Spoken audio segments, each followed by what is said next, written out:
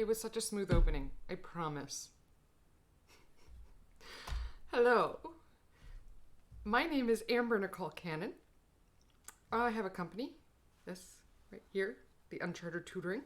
And I teach people science using art. It's like who I am and what I do. And maybe today I'm going to finish the bag. I don't know. You're going to have to bear with me. You're probably noticing already. Well, I see it on the camera. You guys probably don't. But my lip is a little bit swollen. Yeah. So one of my fillings chipped. And so the dentist had to like numb me up. And I'm a redhead. So of course the numbing doesn't go as planned. And so, you know, the whole right side of my face ends up numb. And I ate a sandwich and I bit down on my lip. Before the procedure, I didn't have a big chunk taken out of my lip. And after the procedure, I didn't have a big chunk taken out of my lip. But after eating a sandwich, I did. So there's going to be, you know, plenty of drinking cold liquids. Hi, Anna. Welcome. I'm glad you're here. So yeah, I might slur and there might be liquid coming out of my mouth. Just a little bit. I'll try to keep it cool so it doesn't affect anything too much. I thought about it. I was like, should I really schedule a dental procedure right before Twitch? Well, not right before, but this morning. I was like, all right, fine. I'm fancy? What makes me fancy today? Is it my cicada earrings? My cicada earrings? Oh, and I still have my sunglasses on. This is what I wear, you know, when I go out in like public with the mask so that people know I'm still friendly. This is my fancy look. This is my look at the dentist. You know. So now I'm cool. When I wear a mask, see, it's got little ghosts on it. And like snapdragons. I love snapdragons. So yeah. That was my look at the dentist. And my shirt is by a friend. Actually, my shirt's designed by a friend. It's pretty awesome. Nick Rose. He's quite a tattoo artist. I knew him back when I was young, very young. And he's a great tattoo artist. We were artists together in kind of like a art group that got together at a certain individual's house every Saturday morning, and we'd practice our art. There we go. That's level, right? So yeah, I'm fancy today. My cicada earrings and my heart sunglasses. So yeah, a seam ripper came in. My non-fancy seam rippers didn't come in. They were supposed to come in the day after my last stream, and they haven't yet. But this one came in, and this is the one I'm hoping to play with a little bit, and maybe see if I can connect a camera to the magnifying glass here. And then you guys can like see really close up what it is I'm doing. I don't know. I don't know if I'll get there, but it's a thought, right? But see, it has this little magnifying glass. So I'm hoping that like maybe helps me keep my seam ripper in view. Oh, and then it also has a light. It's the geekiest seam ripper ever. Look at this. Is that exactly what you need in your life? It probably is, right? A seam ripper that lights up. Am I becoming an old lady now? Because, like, I'm so excited about a seam ripper that lights up.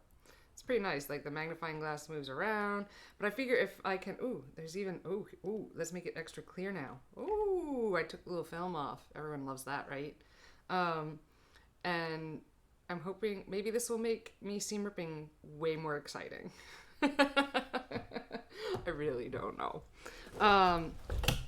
But remember what we need to seam rip today? We need to seam rip some of those straps that I sewed in improperly.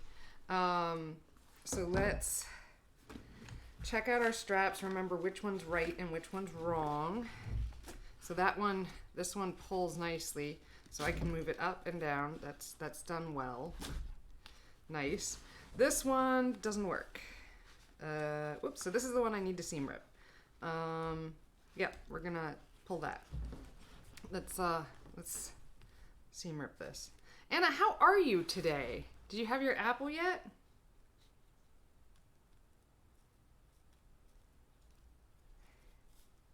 I got to go swimming again today, which I am super duper excited about. I'm taking it slow, so I did 40 minutes of swimming today, which means next time I'll do like 50 minutes of swimming. I'm super excited. It feels good. The thing I forgot about from the last time when I like restarted swimming was how much my hands get sore, because when you're swimming, you're like, your hands are paddles, and it'll go away quick. It's not bad or anything, but it's just like you're using your hands in a way that you haven't used in a long time. So there's that. Sorry, I'm seam ripping this one because it doesn't work right. This one works right. You know, I should put a note on that. This one works right, so let's put a safety pin on it so I don't accidentally seam rip the wrong one when I take a break or something. Let's do that.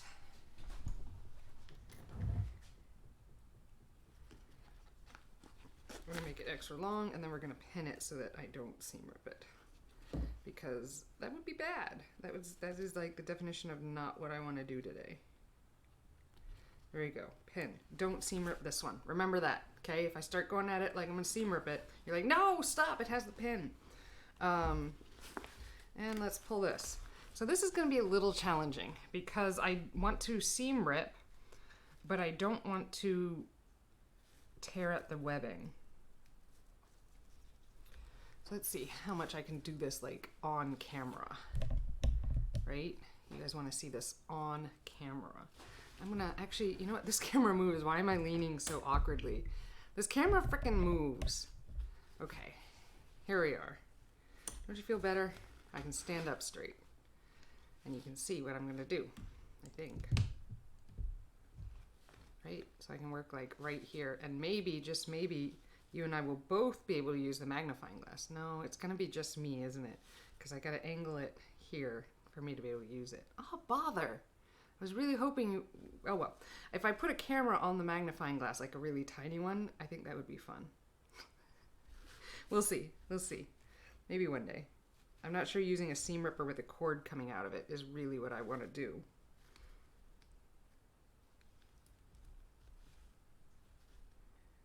As I try to not catch the webbing, because we don't want to make the webbing weak,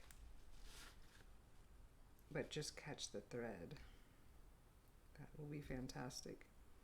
What other exciting things have happened to me since I last talked to you? Well, I mentioned that one of my friends had to have their appendix out, right? So I got to take one of my students for the day to help make their lives a little bit easier. And then yesterday afternoon, another friend of mine had their appendix out. They had to have emergency appendectomy. So I'm trying to help her out. She's giving me the best ways to help her out. She's like, oh, can you take my farm share this week? So I got to go to Fresh Start Farms, which is where I get my farm share as well. But I do the summer farm share. But I'm thinking I might do an all year farm share.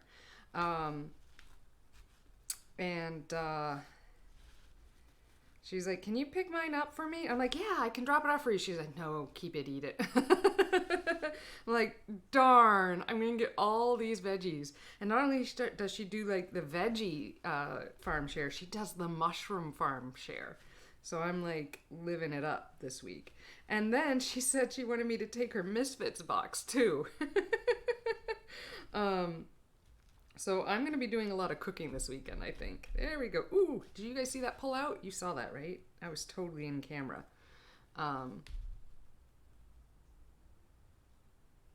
So, yeah. Just trying to help the friend out, but, you know, I'll totally eat her veggies for her. Hi, Calvin Dor. Glad you're here. Work. I know, right? It just interrupts life, doesn't it? Glad you're here, though. I've got one of my new seam rippers. Is it helping? Can you guys see through that? I thought maybe it might make it a little more interesting to see what I'm doing with the seam ripper. How is the dragon today?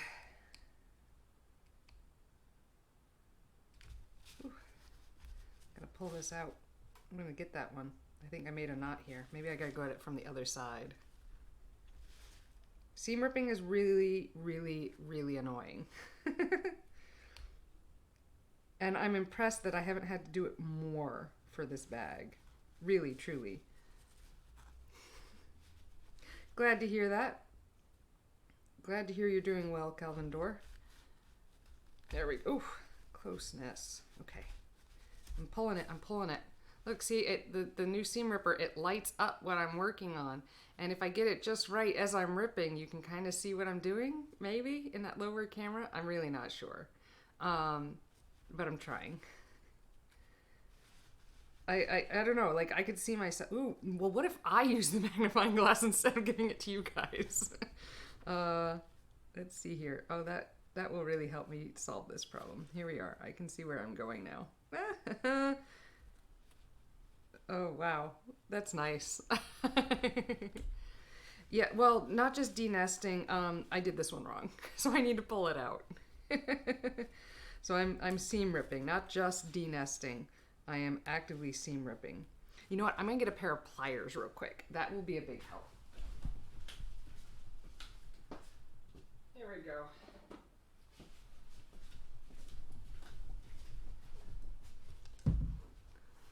End stops. I suppose that is what these are called. I hadn't really thought about it, but you're right, Kelvin Dor. They are called end stops.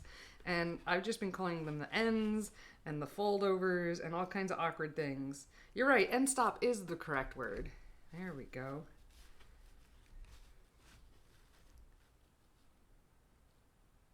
Gosh, wow, I feel like an old lady. This magnifying glass is kind of awesome.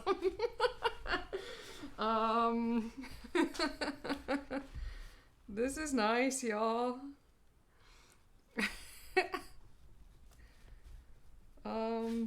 I never want to give up the magnifying glass. This is wonderful.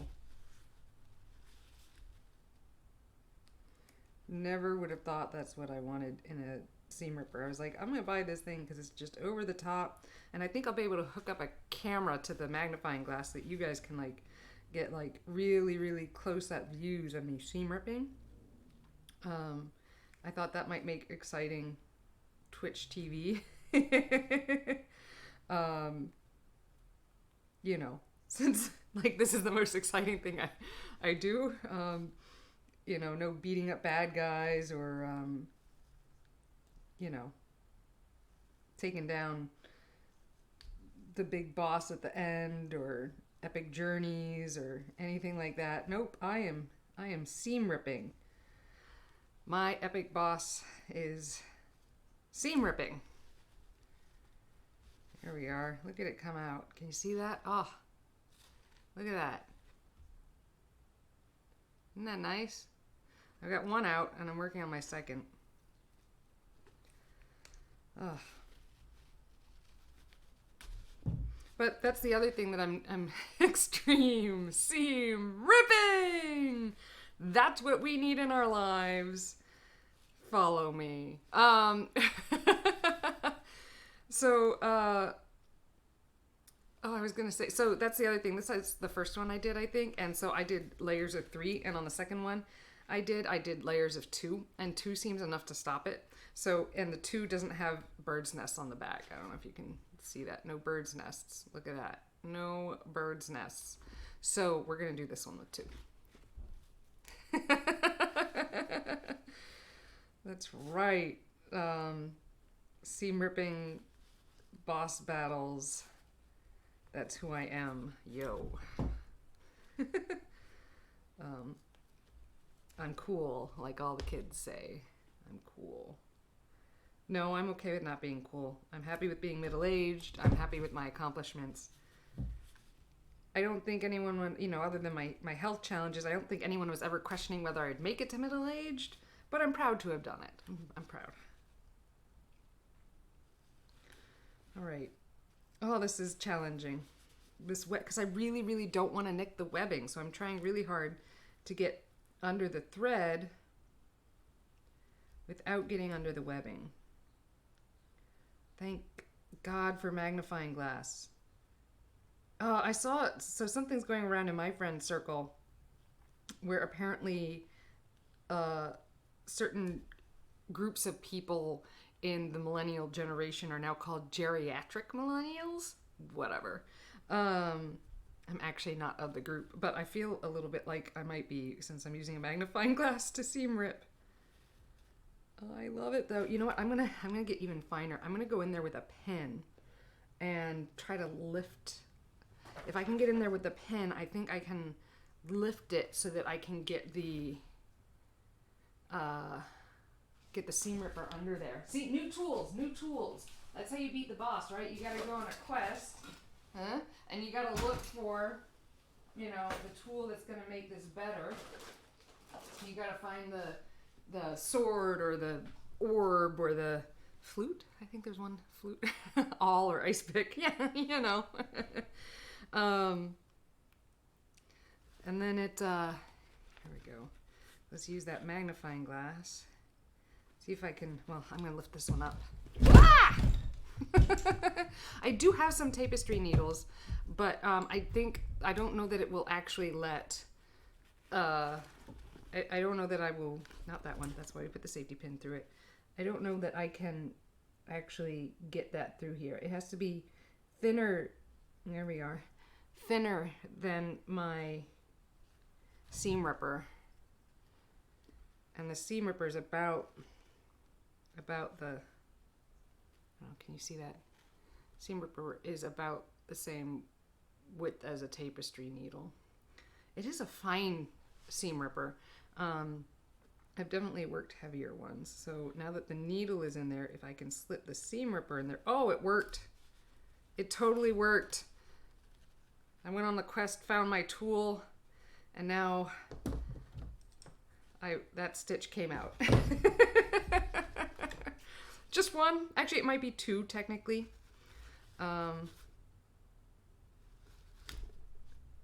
Yeah. Oh, okay, maybe three. Maybe we can call it three. Oh, man. New tools. That's how you beat the bad guys, right? New tools. Every time. Yeah. Oh, man. That really helped. Look at that. It's coming out. I'm super excited. So I did have some dental work today that numbed me up. So if I start drooling, you know, just mention it in the comments and be kind.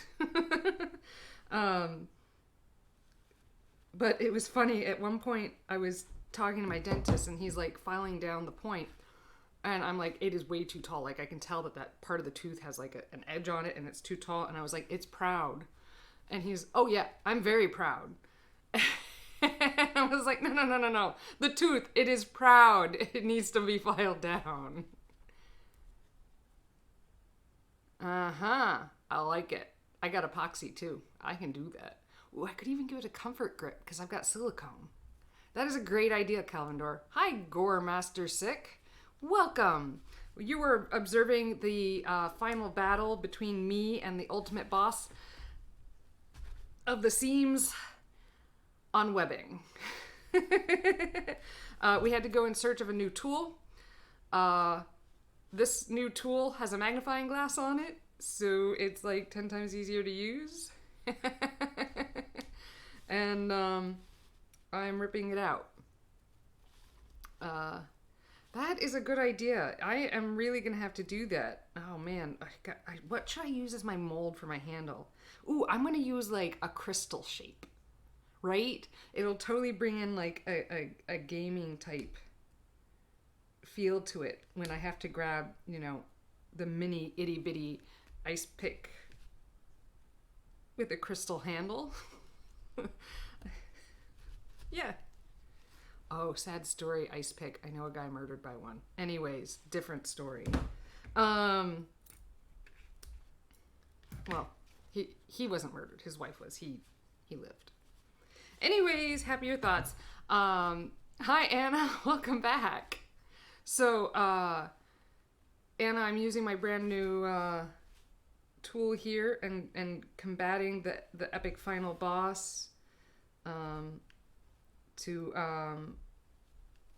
seam rip this strapping webbing without hopefully nicking the webbing. That's the ultimate goal, because if I nick the webbing, it gets weak. And a weak web is a bad thing. A weak web is a bad thing. How else will I catch insects? No, wrong kind of web. Ha ha. I'm funny. Yeah, so I'm going at it. Sometimes you guys get the microscope, the magnifying glass, but sometimes I need it. Oh, I'm having a pretty good day. You know, any day that starts out with me going to the pool and swimming is gonna be a great day. For the most part. Well, really, have I ever had a bad day that started out swimming? Probably not. Probably not.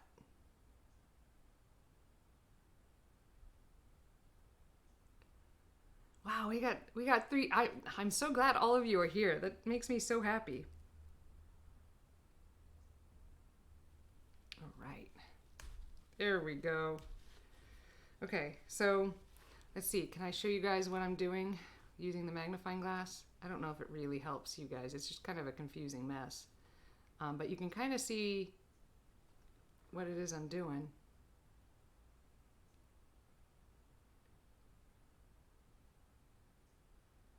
See, look at that.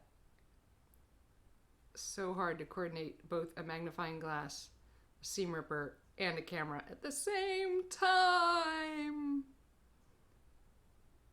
Yeah, so I'm at about the 50% mark, so that'll be nice.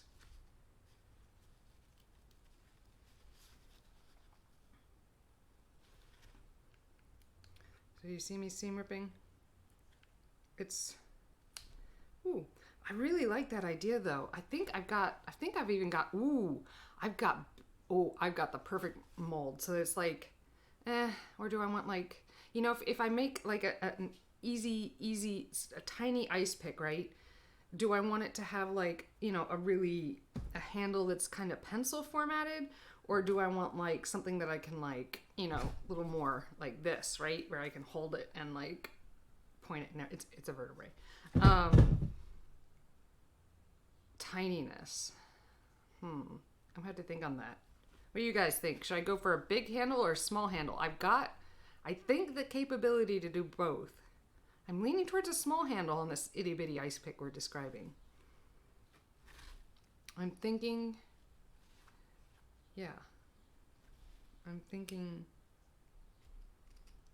it should be. It needs to be in existence. And we'll make that maybe the next project before I get started on the bags for my bike. I've been thinking about that more and more. Tomorrow, good point. Longer and thinner. When my hand gets sore or I'm so frustrated I need to throw this down for a minute, I'll go get the molds that I have. They're pretty accessible right now. So, how did you know I'd have the perfect molds on hand? You're right, longer will give me more leverage so that I can like put my palm against it if I need to and not just rely on the strength of my fingers. True, and I could woodwork that one. I probably got a drill bit small enough for that. True. 3/8 dowel could be the ideal tool.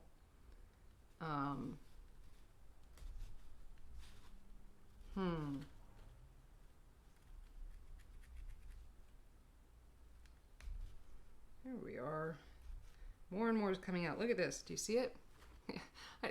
Can you even see? Like, tell me truly, because when I'm looking down, I can't tell if you guys can actually see what's going on under the magnifying glass.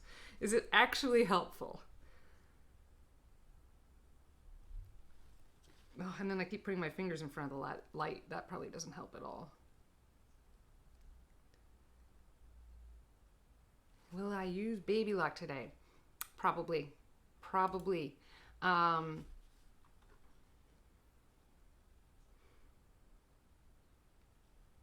I will probably use baby lock today to resew this section that I'm currently unsewing. Oh man.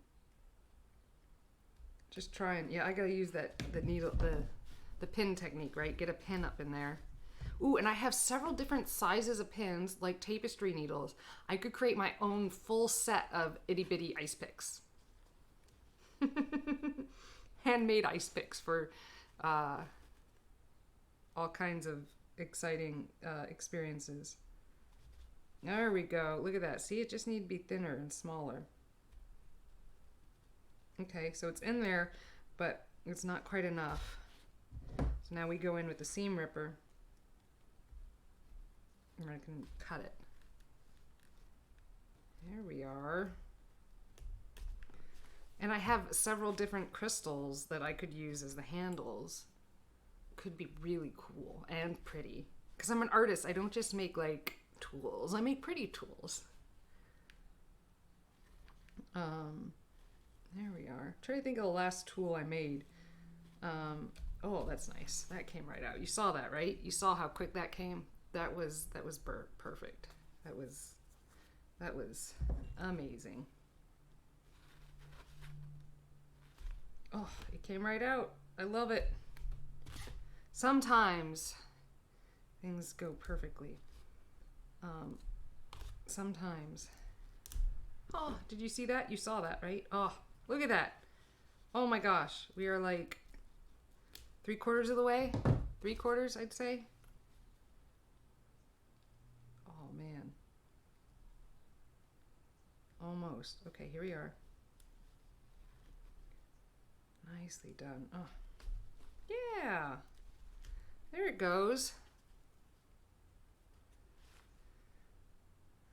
Let's be nice, everyone.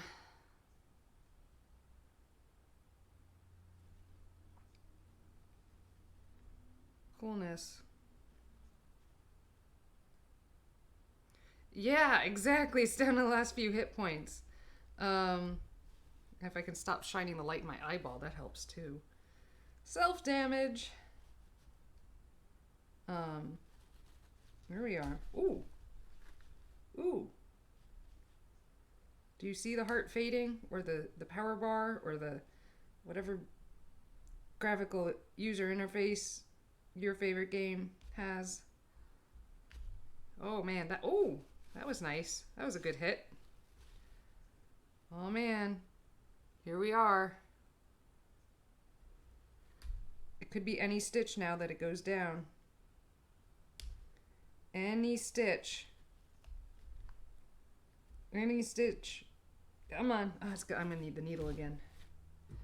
I'm gonna need the needle again.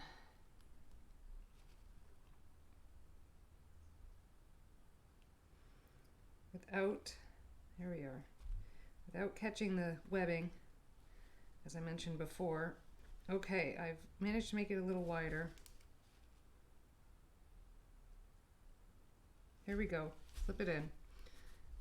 Part of the way. Okay, it was 2 threads that I managed to slip that in. That's nice. Okay, are we there? What do you think? So close. Let's pull this side. Let's pull this side.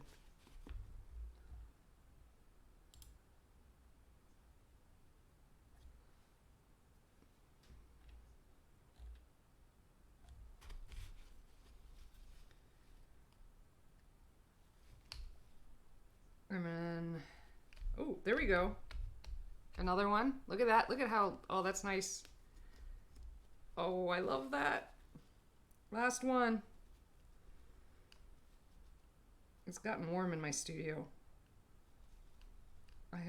It's either the stress of this or my studio's gotten warm, but I'm feeling sweat dripping down my back and the sides of my face.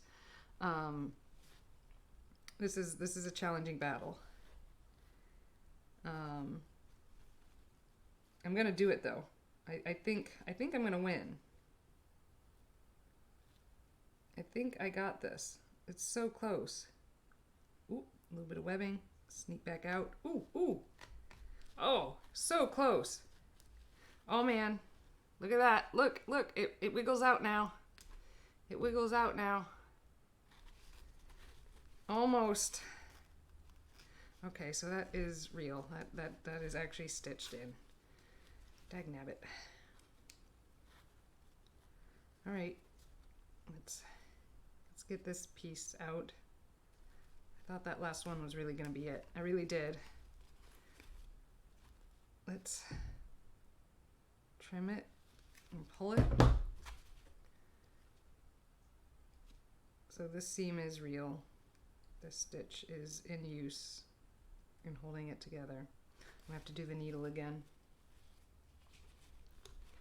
Where'd it go? I dropped it. It's underneath the vertebrae. We're good. Anna, you don't get, no giving up. We want you here. We're very happy you're here. Life is a constant battle. It really is. And don't let other people influence you at all in that battle. You are worth it. Did you like... Yeah, pretty much. And like, did you call any of those numbers that I gave you? They should help. Like, they're pros and know how to do this stuff. Like, people feel the way you feel all the time. And they get help. And help means we see them again. And we like that. We really like that.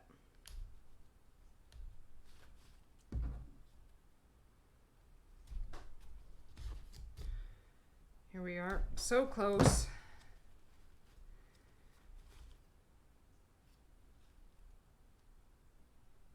Coming at it from the middle, which is how I prefer to do seam ripping. But with this webbing, it makes it extra challenging because I'm never sure if I've nicked the webbing.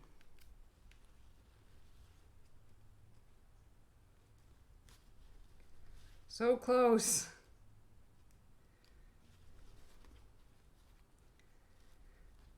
It's that annoying repetitive music that plays at the end when you're really, really close to destroying the final boss. I think there are like 2, maybe 3 stitches layered on top of one another here that are like what's keeping this together. No forgiveness needed. Nope, we all have our struggles. And we're here to support one another. We're here to be friends. Your struggle is different than my struggle, but it doesn't make it less or more or anything at all. Like, it's just your struggle. Ooh. Ah.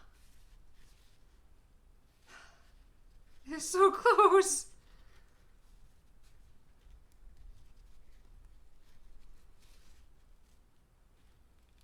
There we go.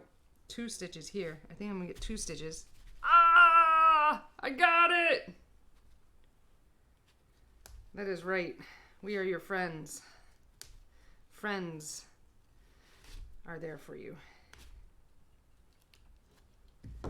Nice. Oh, I should, like, who has a power switch on their frickin' seam ripper? I do. I have a power switch on my seam ripper. But I need to remember to turn it off. Yes. All right, now we gotta pull these little frilly thingies out. And so I don't think it'll work here. So the goal here is to grab one of each stitch because then it'll pull through. If you pull them all, then it doesn't work. Ah! Okay. Okay, we're just gonna wrap it over twice. Whew. It is warm in here. I need to drink some cold stuff. Bring the swelling down on my lip too.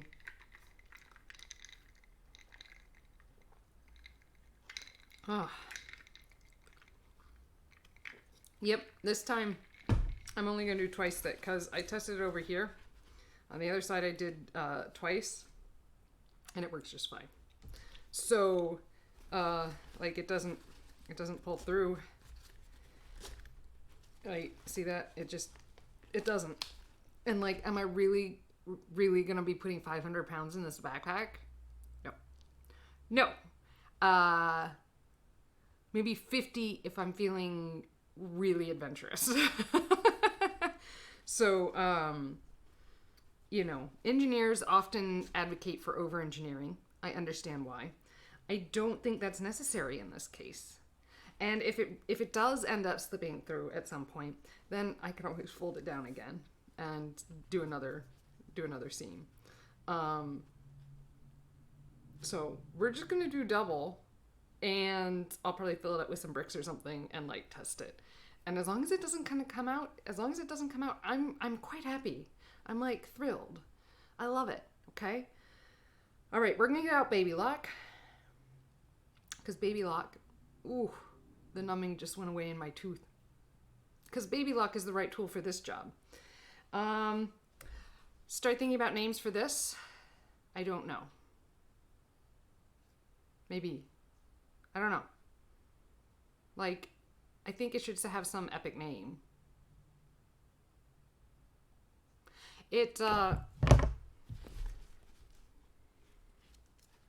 So when it's folded over twice, it does catch adequately. But I almost went and sewed the thing together, Jack. That's a good name, Jack. I like that, Jack the Ripper. I think that'll be fantastic. So now I'm going to rethread this. Jack the Ripper. Okay, the one with the magnifying glass is Jack the Ripper. I have at least 2 more seam rippers coming, so they'll all need seam rippers, but I think Jack is appropriate for the one with the magnifying glass. See, I really thought, yeah, I don't know what I thought. There we go. I'm gonna have to remelt that, aren't I? We'll see. Jack the Ripper's pretty funny. That needs way more credit than I give it. It's definitely Jack.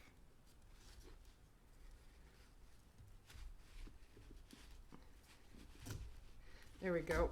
Now they're matchy and they work and they function. And we're just gonna fold it over once because once worked here, and we're gonna fold it over once in the same direction so we're symmetrical, like, you know, something was maybe made with forethought. Matchy matchy. Yeah, I want to remelt that. I'm looking at that and I'm worried it's going to start fraying. And fraying is bad, generally. Trying to think of the best tool to melt. I mean, I can get a lighter, but that always makes a goopy end. So I'm going to get my iron. And with the iron, there we go. I can press it between things, and that'll make it more narrow. And I might angle it just to make my life a little bit easier. Let's do that. Actually, I'm going to use this because I only want it angled a smidge. Here we go, kind of like that.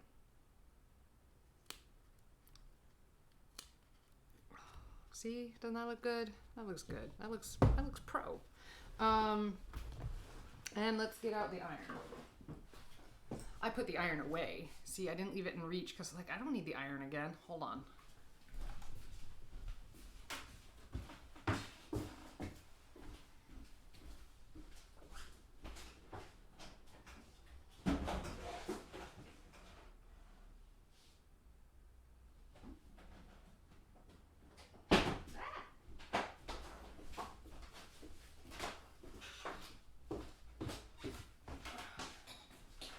I can't believe it is so warm here in New Hampshire.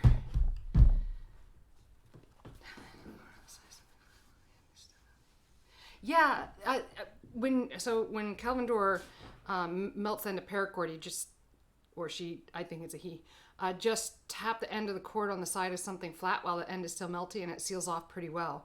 Yes, that was the technique, I mean, kind of, that I attempted the first time to try and get it to fold over on itself. Did not work. And that's basically what I'm going to do here. There we are. That is basically what I'm going to do here, but I'm going to kind of make it, I'm going to press with something. I was thinking I was just going to do it on the metal of my tabletop here, but maybe I shouldn't abuse it like that, and I'll get a popsicle stick.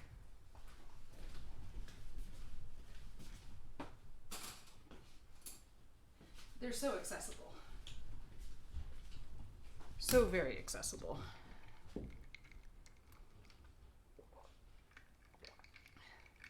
I really don't want to add the heat of this iron to this room. It's not that hot. Like, you really wouldn't think it is, but apparently... it's probably my pilot light. I still have that lit on my fireplace. All right, let's see here. What can I show you that will be exciting? Yeah? I like that you're determining the points I get for winning my creative battles. There we go. There we go. And okay, so that's better. Is that exciting to watch? Now I'm going to do it along the edge here where it's closer to my face. Yeah, oh yeah, it melted it. It's melted already. And now I'm gonna press it down to try and get it like smooth. There we go. And then I'm gonna do the same thing on the other side.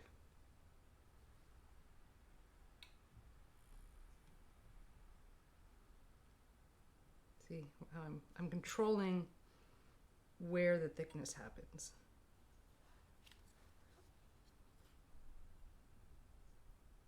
Of course, that's going to be difficult to sew through, so we'll have to make sure we sew upwards of that. But I think that did it. And now, as the iron cools, that stuff will actually just come right off when it's cold.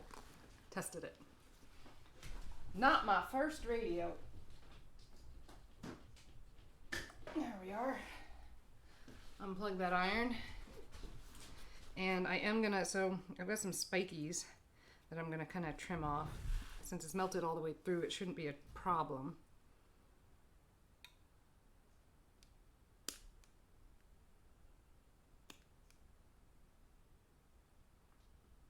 This reminds me of clipping nails. There we are. All right. Well, we learn things as we go along in projects, right? And that's a really nice kind of, I mean, if I were doing this a million times, right, I would create some kind of a heated element that cuts right there. I have a heat sealer.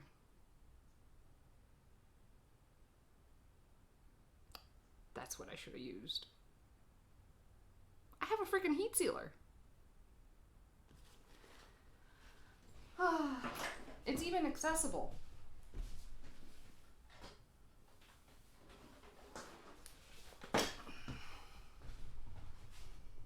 I have a heat sealer. It would have been great to like use this thing for the first time in the 6 months I've had it.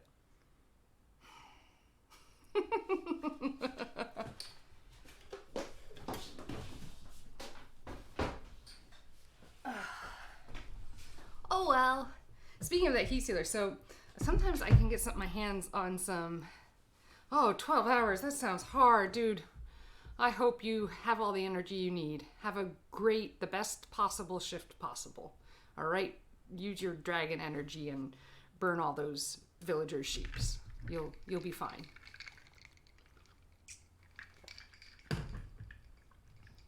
So, speaking of that heat sealer, I have this friend who has like an industrial recycling company. So every once in a while I get to play with some new toys. That's pretty freaking exciting. And he's on the lookout for some particular items for me right now. And so I'm going to visit him tomorrow. But he sent me pictures and he has a life-size skeleton, which I do not have in my collection. So I'm going to go check it out tomorrow and probably buy it off of him.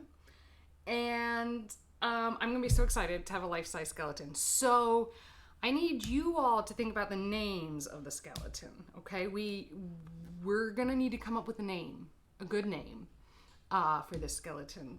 Like, it can't just be any Schmo. Oh, maybe Joe Schmo is the right name. I don't know, but I'm hoping the creative genius of Twitch will help me here. So yes, please.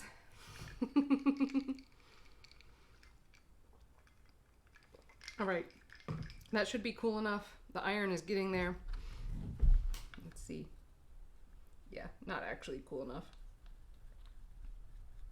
This iron was in like perfect shape when I got it, I swear. I think I even used this iron like back in college. But it has since taken some beatings, if you will. It's kind of notched up here, and I keep melting plastic on it and all that kind of stuff. So like, it's not in the best shape that it ever was, so I can't use it on silk anymore like I used to. I'll need to get a specific silk iron. Hear that, Mom? No. My mom is often the one who ends up getting me the really nice tools for sewing and fibers arts because she's a fiber artist herself. She's more into the knitting, weaving, crochet. Well, she doesn't really crochet much. Knitting, weaving, that kind of thing. All right, so we're gonna fold this to match the other side because symmetry is good. We like symmetry. So we're gonna fold it this way.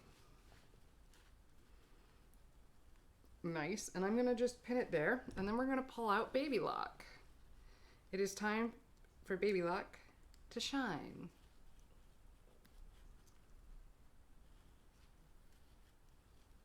There we are. We're just gonna do it like this. There we go. Much better. Put the pliers away so I can find them later. Sharp pliers, cutters, really, and pliers. And moving vertebrae around. It's because I taught a vertebrae lesson yesterday, so there's like vertebrae stuff all around. See, this is the skeleton I have. It needs some repairs. This one doesn't have a name either.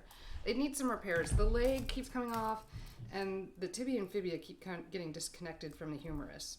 So I could use a name, but you know, I was using it to discuss backbones. But imagine if I could roll over a life-size skeleton and be like, here. It'd be way better than me going like, look, you know. I mean, it's kind of comical, right? This is my dummy one, right? That I could make him talk.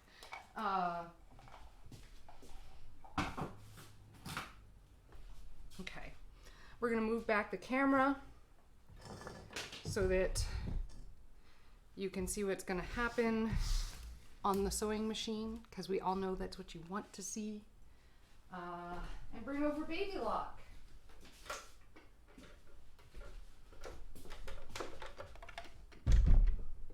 How's that? I like that. Good view, yeah. Get her name in there, because this is Baby Lock. And her pedal, which is plugged in. Very good. Very good. And we'll bring it over here. Kai's been here in the evenings a little bit, here and there. The laminator is also plugged in because we've been laminating our vaccination cards. There we are. Like, I thought people were kind of joking when they're like, be sure to laminate it. I'm like, oh, please, what? And I'm like, actually, I'm taking it everywhere with me and like showing it off like it's a brand new baby because I'm so excited. And it started getting beat up, so I laminated it. I know someone that lost theirs, but they took a photograph, so they kind of had a copy of it. I printed and laminated that for them. Hopefully that will keep them from losing it again. Okay, move the water out of the way, put this here, put this here. I don't have to pin this. Unnecessary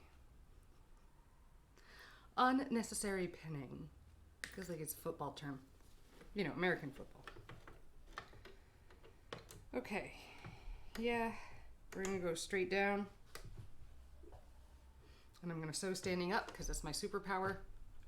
And it's good PT for my bad leg. Oh man, why are you already? There we go. not my straightest sewing. But I think it'll do the job. Oh, I want craft scissors. Can you hear that? I want sharp. Sounds like a sword. I do believe I have just named my black scissors. This is Excalibur. Everything should have a name. That way it knows it's loved. My scissors should feel loved. My sewing machine should feel loved. My skulls usually have names.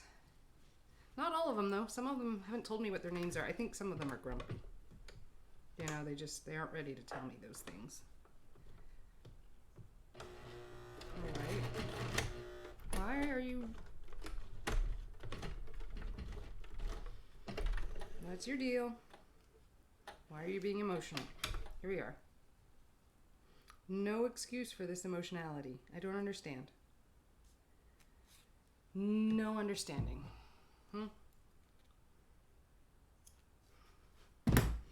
I was rewatching some of my older videos where I was like really tired and working on this bag. And I realized like there were long moments where I wasn't saying anything, which is probably not ideal for like a Twitch stream. So I will work to say stuff even while I'm concentrating. So I think it might get like a little weirder sometimes. But doing it again. Both my machines need servicing. Such is life. That's okay. It's probably just time to service them. But because I'm doing this, I like don't want to let go of them for any amount of time. Because I've been doing a lot with them. Isn't that the worst? It always happens when you're in the middle of a project and just really, really not willing to like take a break. You're just like, well, you're not working anymore. Time to get serviced.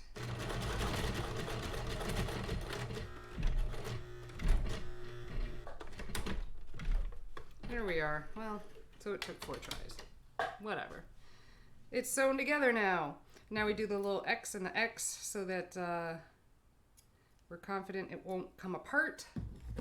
Or if it does, it has backups. This one I made a lot smaller, I think, because that melting style I did.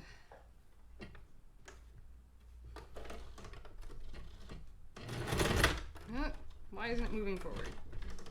It's a good knot. Thank you, Baby Lock. I appreciate that knot, but we do need it to move forward.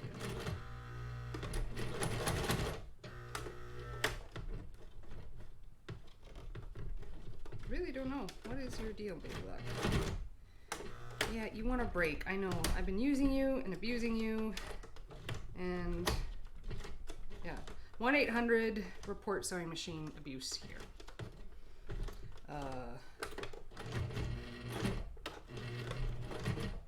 Yeah, I abuse my machines. I said that very early, and it's why I have this robust machine here. It's true. It's very, very true. I need a robust machine. I don't, well, Kai and I were on our walk the other day, and, you know, she pointed out an excellent use case for an embroidery machine. I don't have one. They're expensive. I don't plan to buy one. I don't know where I'd put one. Like right now I'm like sitting here thinking about, oh, I might get a skeleton. Where am I going to put it? I mean, seriously. Okay, so in the summer I can be near the fireplace, you know, near the stove. But like in the winter, nothing can live next to the fireplace. That can't be a thing. Oh man. I do not have the budget to have a bigger studio. This is... I don't pay rent here. This is my house. It's like the room atop of someone's garage kind of thing. It's a carriage house, but you get the idea.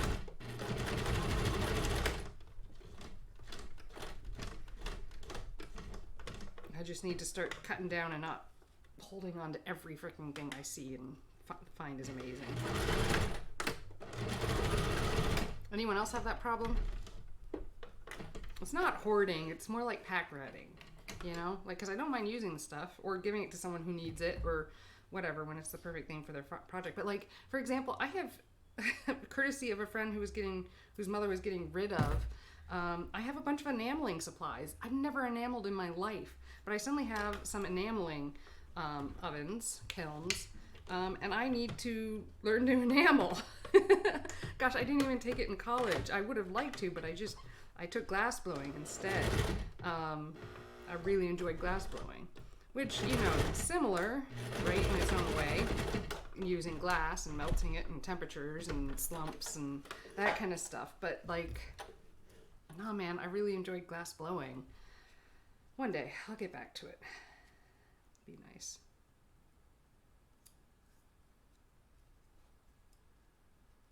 Here we are, trimming up our threads. Hey y'all, look, I fixed my mistake. Are you proud of me? It goes the right way now. Very proud of myself. Not proud like my tooth is sticking out. Oh, but I am feeling the, oh. It's unpleasant. Take care of your teeth, kids. No, it's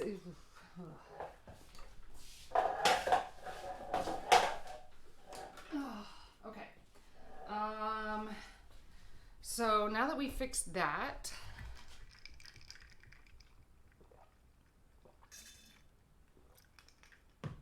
checking your mouth for more damage in case I bit something else.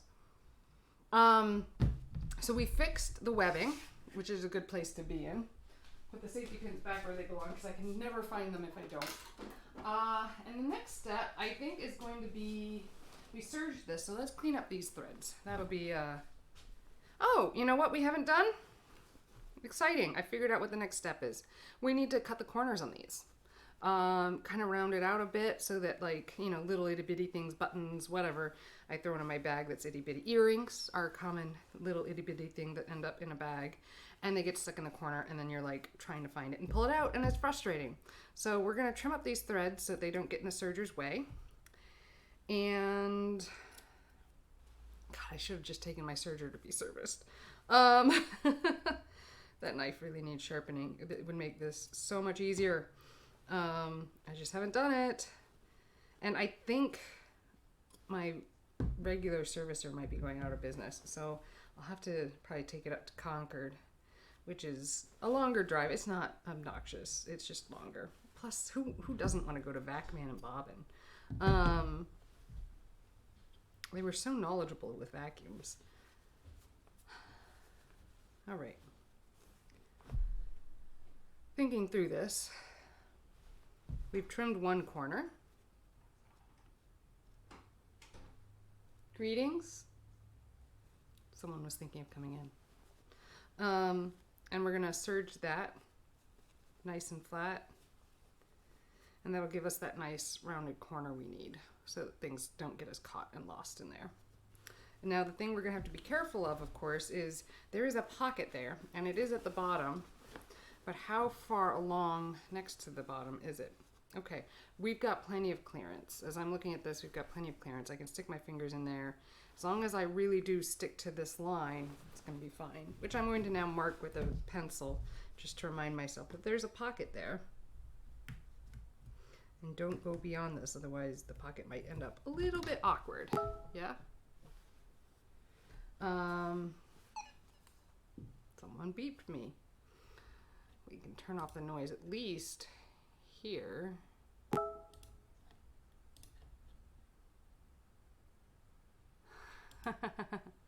Ah. Yes, I have an offer to help with my serger. Let's see. I'll take the blade off. That's what I'm being told to do. Have I ever taken the blade off of this machine? No. Oh, maybe by accident once. I might have done it by accident once. How exciting is this going to be on camera? Discovering the removal of the blade. So, okay, it's pretty straightforward to take this off. This is the blade right here. Can you see that spinning? And I need to loosen that. And the blade would go here. I'm going to grab a screwdriver. A nice flathead is what I need.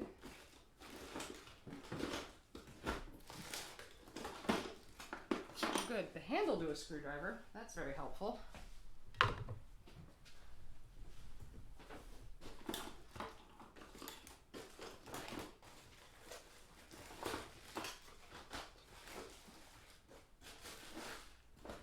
There's another one. I had it out. Did I connect it to my table with a magnet? I don't see it. The little white box has a smaller one in it. I don't know if this is going to cut it.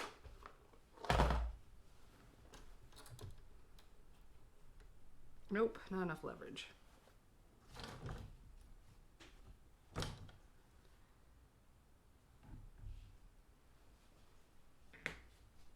Looking for a screwdriver, flathead.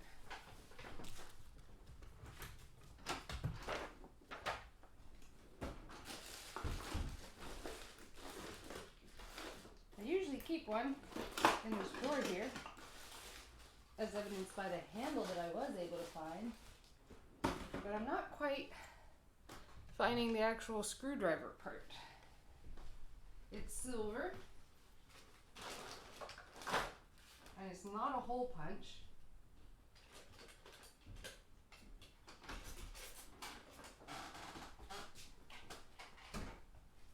Wider. That won't cut it. Much wider, like a standard flathead.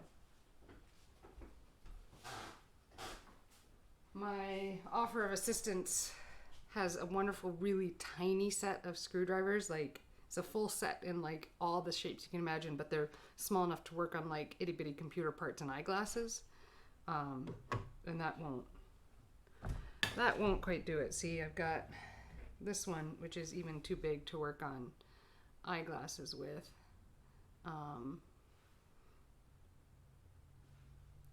And it just doesn't do it unless I like use it like an ice pick. No, that's bad. Like, don't do that.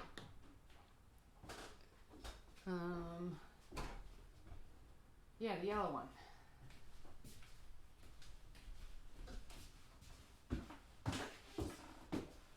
Okay.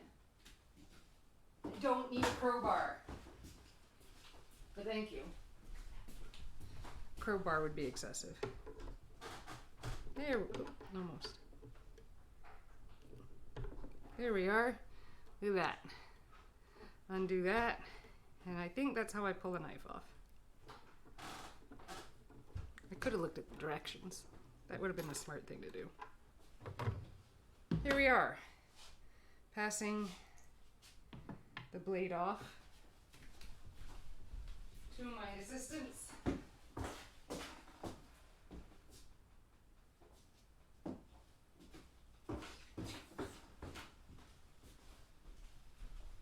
Right, and we just might have a knife on the serger so that this is a smidge easier for me. Don't lose the screw.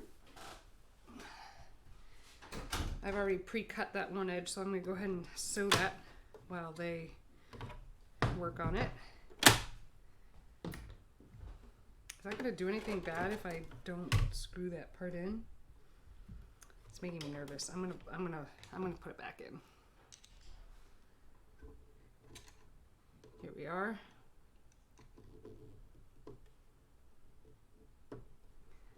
Nice. And it goes, just in case there's another part under there. It would not surprise me the way that sewing machines work. There's a lot of parts, kind of like a clock, watch, you know, and they all depend on one another. Coolness. And there we go. And I'm going to do this one corner because I have already cut it. And right, is that a good view? Here we go. That looks better. Lifting up the presser foot, sliding that up along the edge.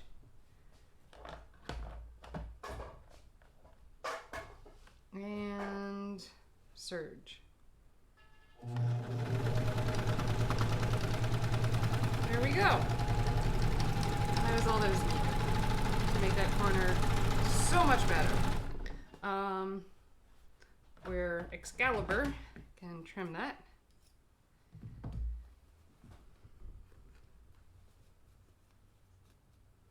Ugh, that one didn't quite seal that one up. I'm gonna trim that and go at it again. It'll be perfectly fine.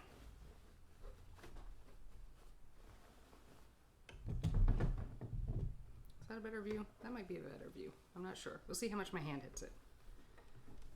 It's a little closer. There we go. Oh yeah. It's also a little more rounded. Sergers don't sew round well. They like to sew really straight. It's true. Trim it up. Nice.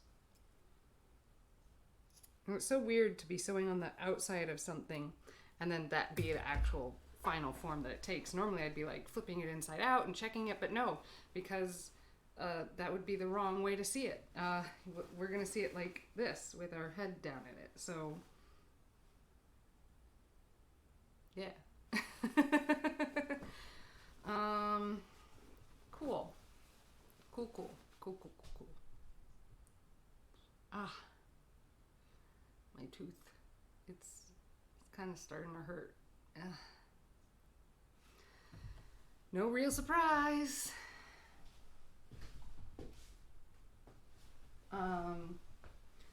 Very nice. I'm going to, while we're waiting, I'm gonna. Oh, but I'd like that to be cut too. If it could be cut, it would be better. If it could be cut. So I was gonna serge this so that when I, do a nice flippy do like this, it's in there and solid, and won't fray and be less likely to come out. What's the next step I can do while I wait for the knife?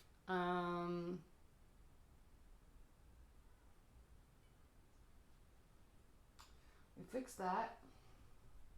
We could start thinking about magnet placement. That seems reasonable. I've got the magnets right here.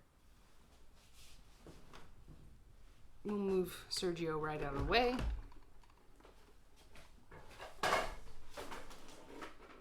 And, ooh, I could work snap placement actually. I ordered some snaps, some of which are very large, some of which are just kind of large. And I'm going to put snaps in the corners. So I guess I want to wait. Fine.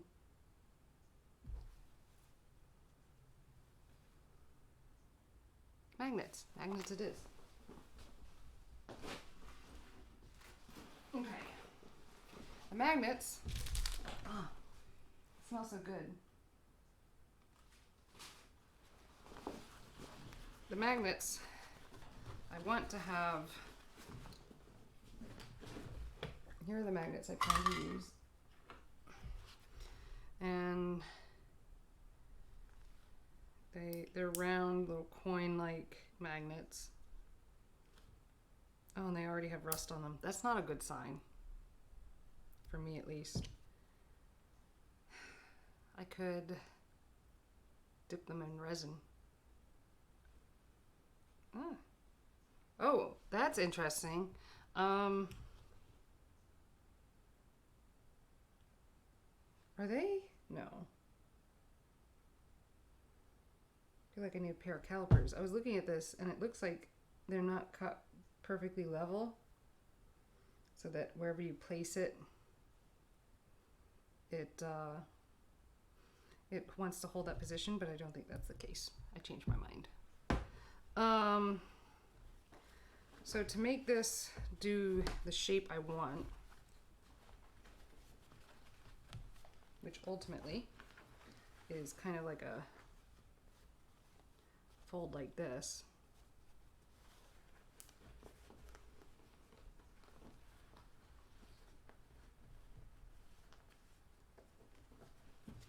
I'm gonna want to put the magnets, one set here and one set here, right? And then I think it will work to put another set here. Oh, nope. Okay, with that. And then another set here and another set here. So that will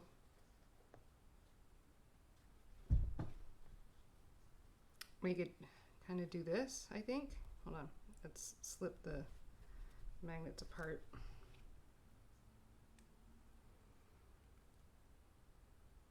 The magnets are gonna make this bag just kind of semi-seal and seal in a repeated pattern every time. All right, now you know why they put those little pieces of plastic in between. My nails are not strong enough for this. Time to use a tool. Maybe not that one. Maybe this one's narrow enough. And hello, Lady Verona. Oh, well, I've made a bag. I have indeed made a bag. And it is a bag that fits a woman's body and a 17-inch laptop. There we are. I got them apart. And this bag is made out of reclaimed denim, which means I found most of it in the alley behind my house. And it needs to be water resistant. Doesn't have to be waterproof, just water resistant. And that will, there we go. So if the magnets live right there, so hopefully it will just kind of constantly want to come into this pattern. Does that make sense? I'll adjust it a bit. Sorry, I'm concentrating. Okay, here we are. And the bag had to be TSA compliant to fit in the overhead. It would have been nice for under the feet, but I needed more storage than that. So the magnets are going to live right here. See that? And then so that when it automatically kind of just wants to fold into position, that's where it goes. Let me mark this, and then I will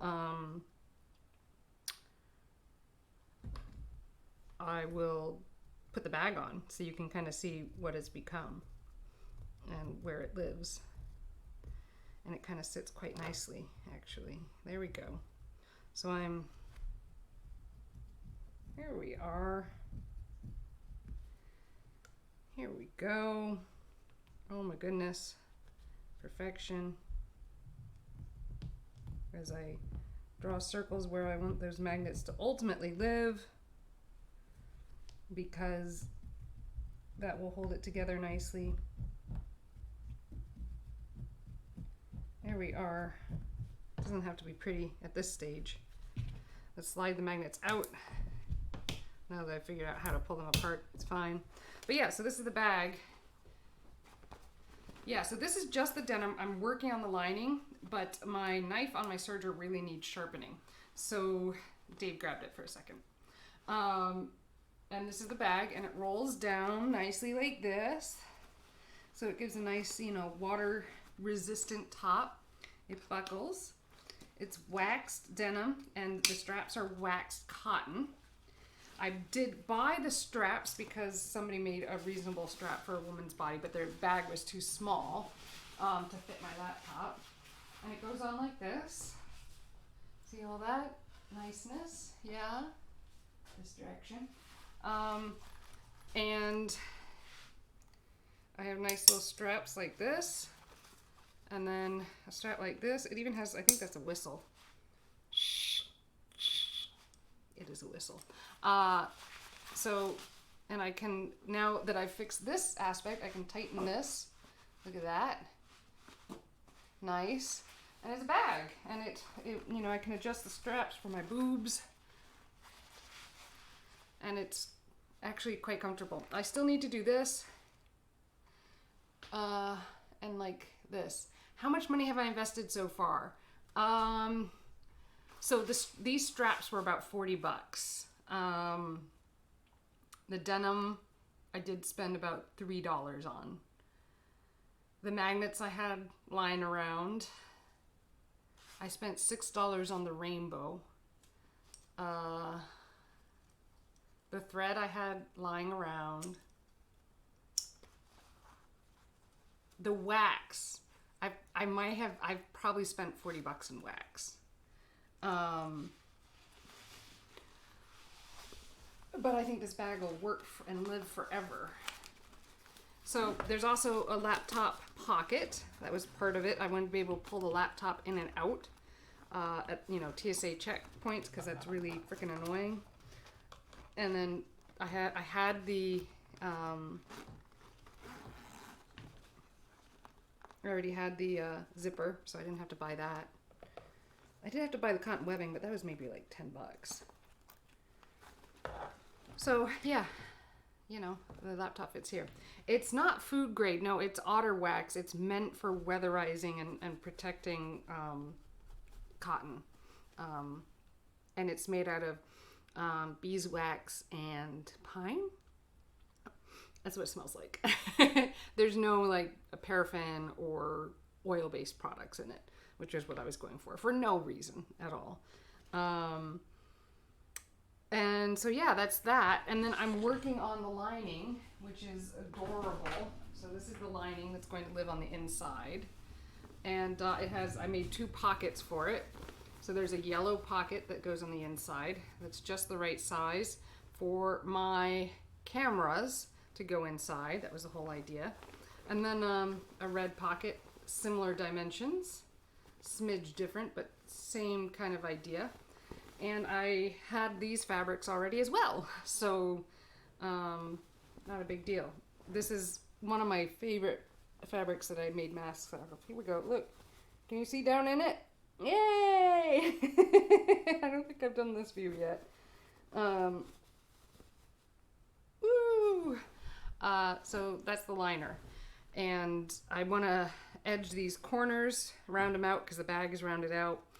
And that will make it so that, like, when I lose an earring in the bag, it's easier to catch. And then serge the edges, and then we'll roll them. And put snaps on them, because I want the bag to snap at the bottom so that it doesn't get wiggled around a bunch. Snap at the top so it stays up. And then magnets. And then I have to do these little shoulder tightening bits. There's no goal. No, I'm just going to get it done now. I would like to be done with this project so that I can move on to my bicycle bags. You guys are going to think all I do is make bags. It's not true. I paint too. Here, do you want to see my painting? Here's a painting. Here, look, I'm a real artist. It's a painting. It's a painting. But no, it's just, these are things that I need, so I'm making them. The painting has thread on it, because I've been sewing so much. It's a painting that I'm working on. So yeah, no deadline or anything like that. It's totally usable in its current form. The things I'm doing right now are just going to make it that much easier. So I think the next step is going to be to make little squares of denim that will basically house these magnets, give them the nice serged edge, and sew them into the bag. Does that mean I have a knife? I believe I have a knife, friends. Maybe. I'll get some more time on it, but I want to know if that works. Okay, we'll find out. All right, let's move the serger over and put the knife back in. Oh, you know what? This is the cap to Jack the Ripper.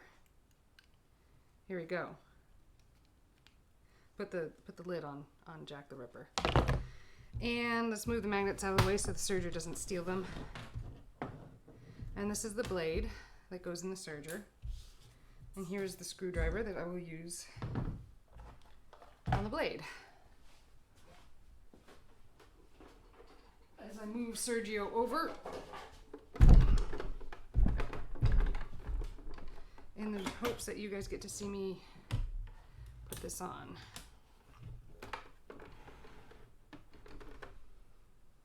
Okay.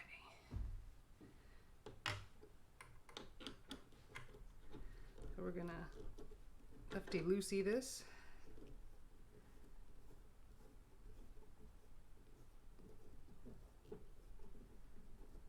And put that blade back in.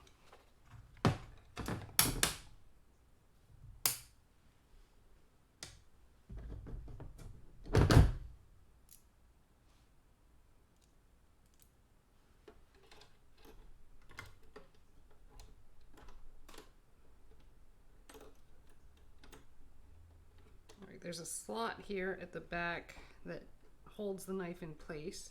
So I'm trying to get the knife there while I tighten this thing. I guess it's technically a nut. And then tighten it completely so that knife can cut sharply.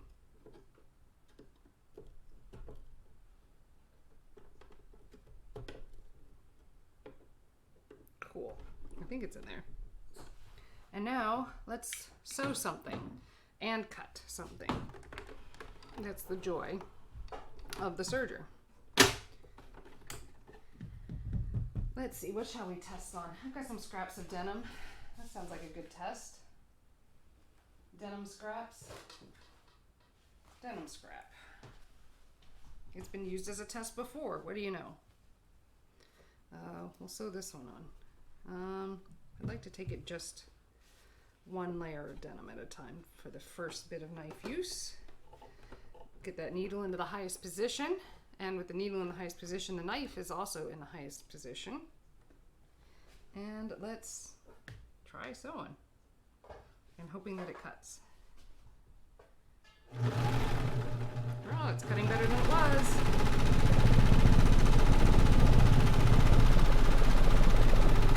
There we are. And the earthquake is happening. There we are. Nicely done. That edge looks pretty good to me. The tension needs adjusting, but I'm only going through one layer of denim, so that's probably why. Let's adjust here, maybe here. And let's do it again. This time sewing 2 pieces of denim. Let's start here. Needles up. Knives up. Pressure foot down and sew. And let's hope this works.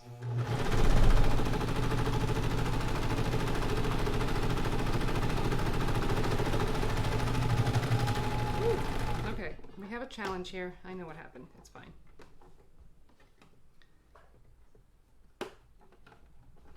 Ish. I'm gonna do a thing. I'm just gonna let it run out. It's caught on something. There we are.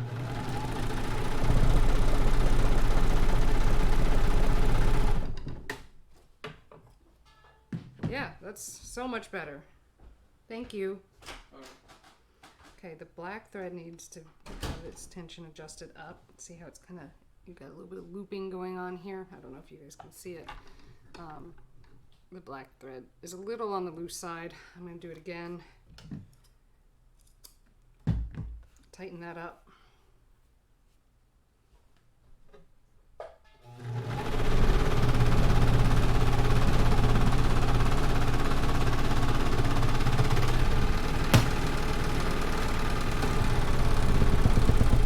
All right.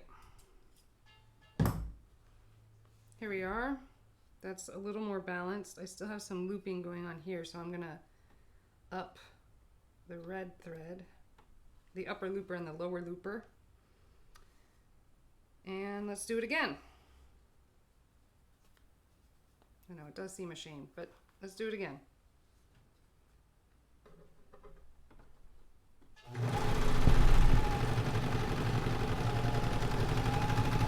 There we go.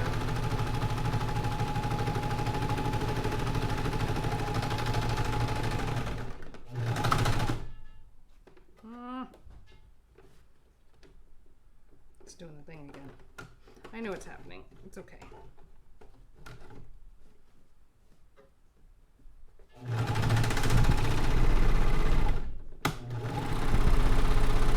Not bad.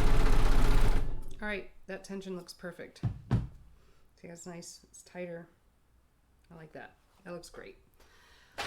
Let us, since the knife is functional, round those corners. And cut the corners. Cutting corners in this case is a good thing. And I'm rounding the corners because the bag ended up with rounded corners, so the liner needs to have rounded corners. Otherwise, we have extra fabric and things can hide. And we don't want that. That would be bad.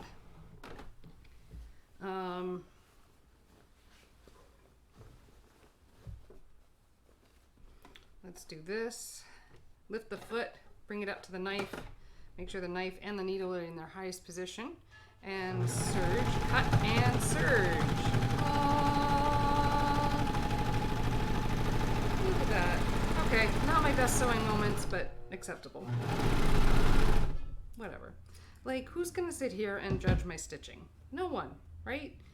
No one. I'm gonna go back in and get that though, because I don't want it to fray.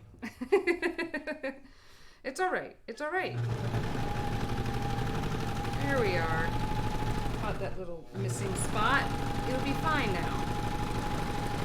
Isn't it lovely? And remember, no one is going to be looking on the inside of my bag to see how messy my stitching is. Like, if they are, I don't care what they think. Let's be honest.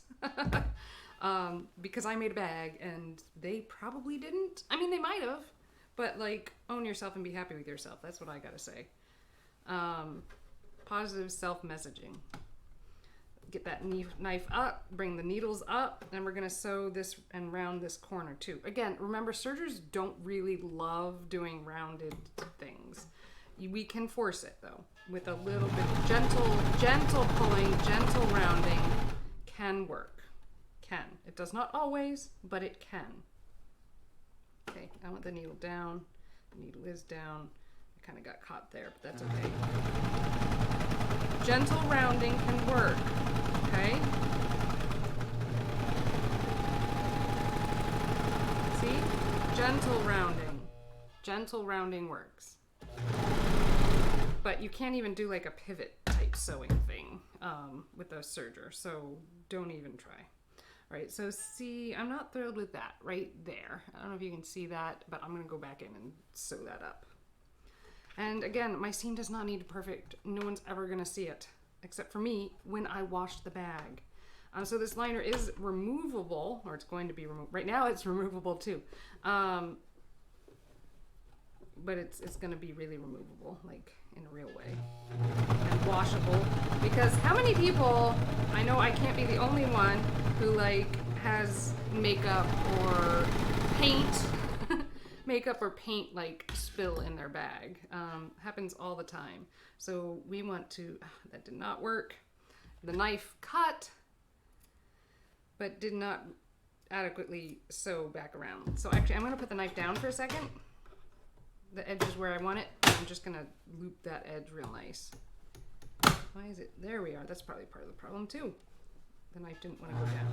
Or the presser foot didn't want to go down. There we are. Wrap it real nice. Look at that. Nice, tight, and even. As you all experience an earthquake. It will be fixed one day. I'm working on it. I have things in ideas land. I have things in idea land to fix it. I'm working on it. Don't worry.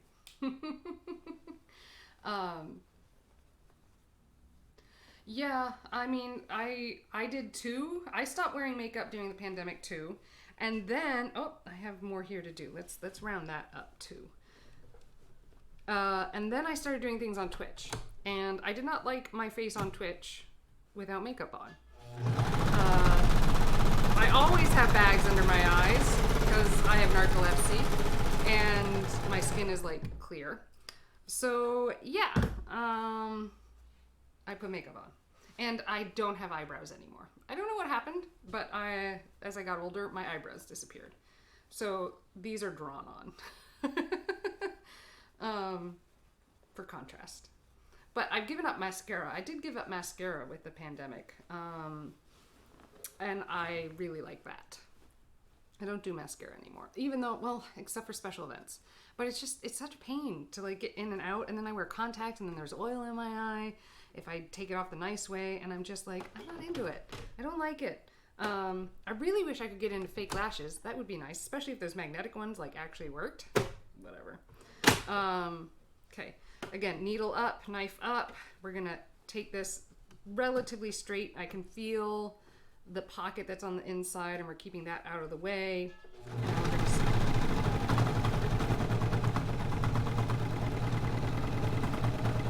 That went really well. Even if my presser foot wasn't down. Okay. We're gonna do that again with the presser foot down. Trying again. You'd think I haven't done this before. This? Exactly? No. Especially not on Twitch. All right, lift the presser foot so we can sneak that in there. Got a nice good edge. There we are. That tension looks better, but still hasn't quite captured what I wanted. Why is it being so difficult? Again, the stitching is really messy. I was gonna say don't judge. You can judge, whatever. No one's gonna see it once it's all together. Just you people watching me here are gonna see it. So that's what I got going on. Cool. We're gonna sew this, really capture it this time. Okay, that has to be one of the messiest looking serge seams I've ever done. You try serging a bag that you invented the pattern for while talking on Twitch, while having sweat dripping down the sides of your face and down your back. And standing. Anyways, a little defensive? Nah. Okay, we have that corner. We have that corner. Wait, how did I get 4 corners done? I don't remember doing all 4. Someone was counting, right? Don't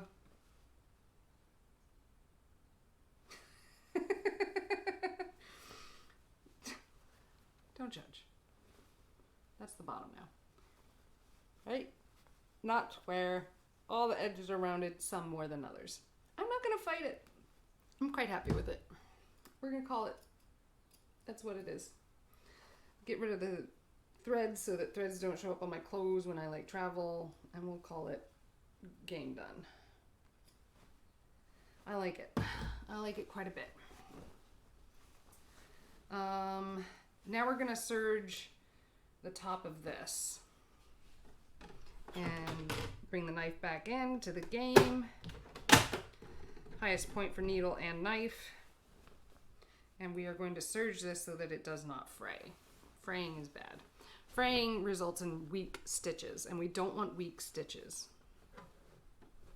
Lift the presser foot, but somebody remind me to put it back down before I sew. Okay, presser foot down. Yes. And we're going to cut and sew.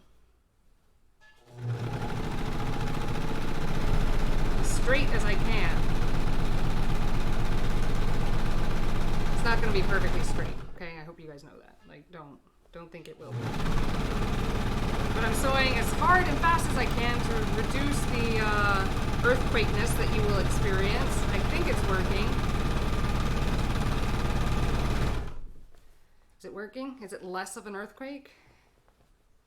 I feel like I'm the goddess of earthquakes on Twitch. I'm Twitch's goddess of earthquakes. You know, not the thing I thought I'd be deified for, but I'll take it.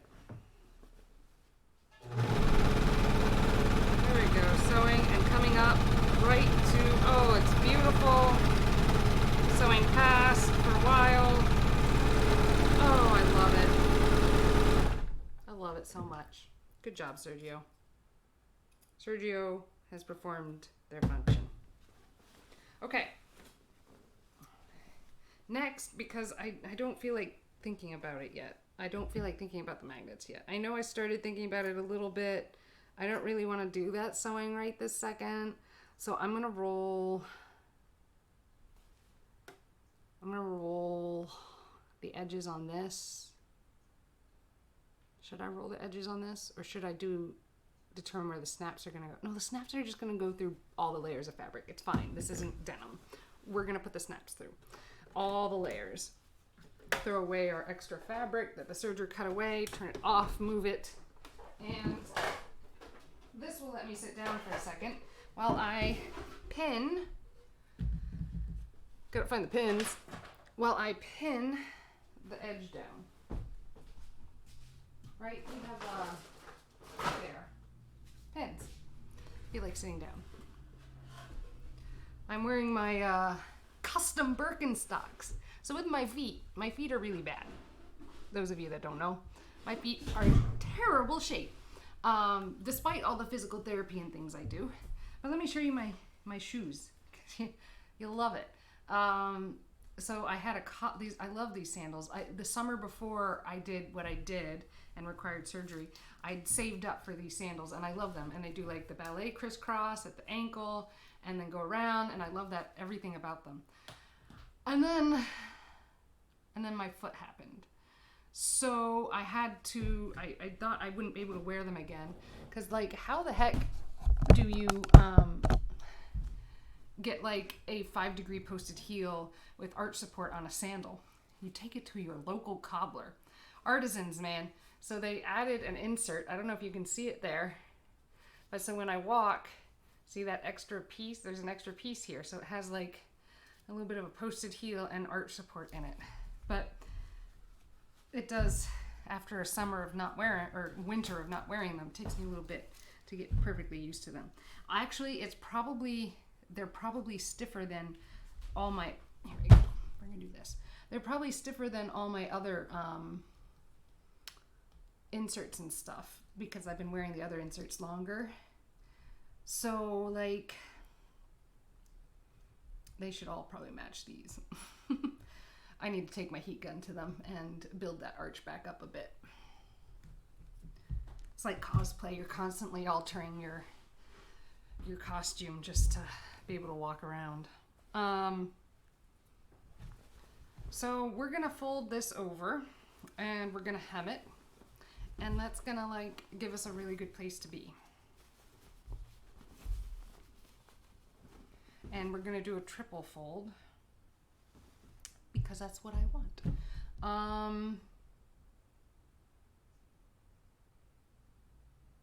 Shall we fold and pin? Well, iron then pin then iron. It's a significant. We're gonna pin then iron, so that means we have to use pins that are iron safe. So I'll start pulling those out now, because even though the purple pins said that they were heat safe, they're not. Don't listen, they lie. The only ones that are heat safe are the metal or glass tipped heads. And even the glass ones can kind of explode if you get them hot enough on one side, kind of thing. But I've never had it happen. I think it was my mother warned me against it. I've never had it happen. In which case, your always safest bet is just the simple metal pins without any heads on them, like just the little metal tipped type things. So that's a thing. Here we go. That might be enough. I've got my ruler here, and I'm just gonna take it and actually I'm just gonna fold right at that seam right there. Can you see me move my camera so you can see what it is I'm doing? Perfect. And we're gonna roll and do one roll, and then we'll go back, so I can use these pens for this stage, and then we'll go back and roll again. I'm just gonna keep it straight, and I'm gonna try to match the pattern, because theoretically this should all be straight. Good luck with that. I feel like my sewing and my house are very similar. Theoretically it should be straight.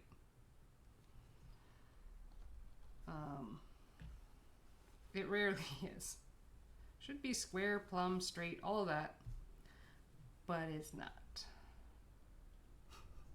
Anyone else have that trouble with their sewing or their housework?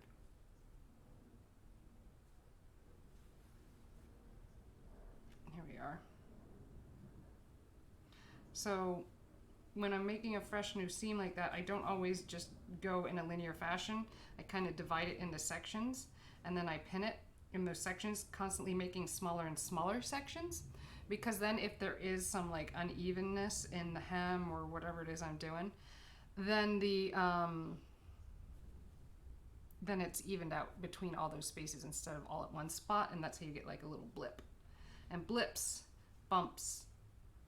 are a bad thing. I don't like bumps and blips. All right, I'm gonna plug in the iron real quick because that way it'll be ready to go when I'm there.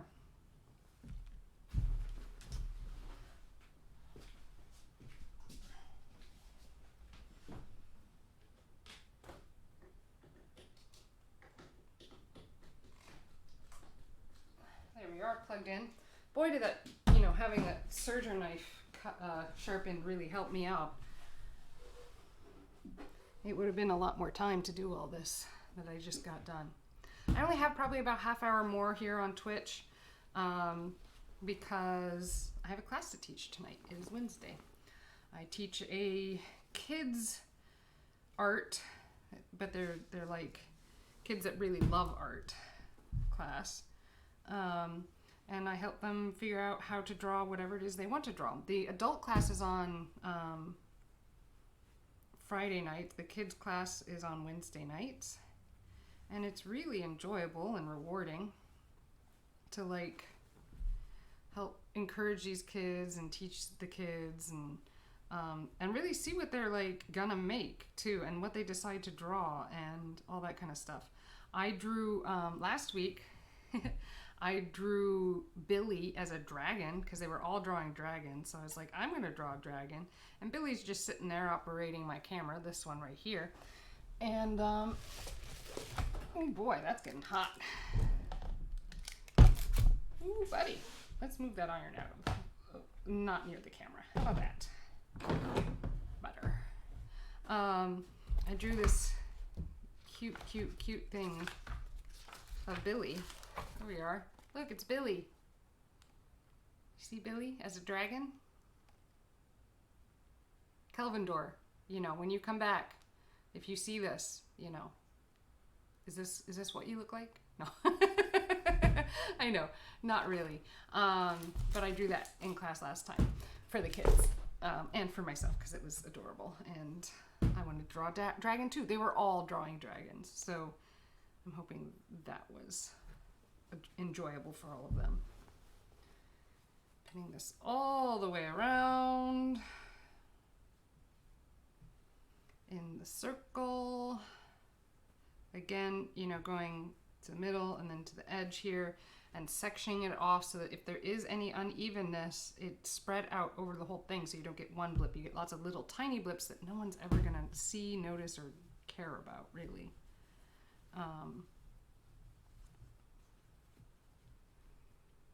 And, I may decide that I've made the seam too big. I'm looking at some of the other sides and I'm thinking that it's too big. So I may roll it up. It all depends on how I'm feeling. Yeah, it's too big. We're gonna end up rolling the other sides. Now that we're at the exact halfway point, I've decided the other half doesn't work. Sounds about right, really.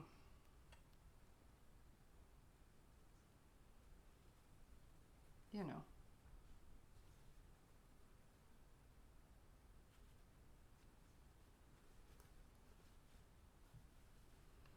we are, working this around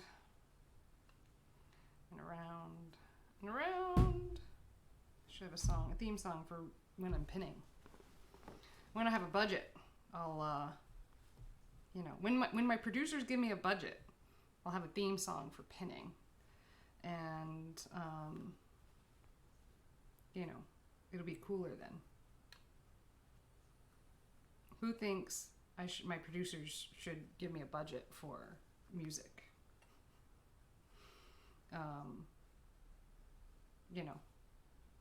Leave a note in the comments, or don't, or send me a message, or don't, or follow me on Instagram. Please do. Here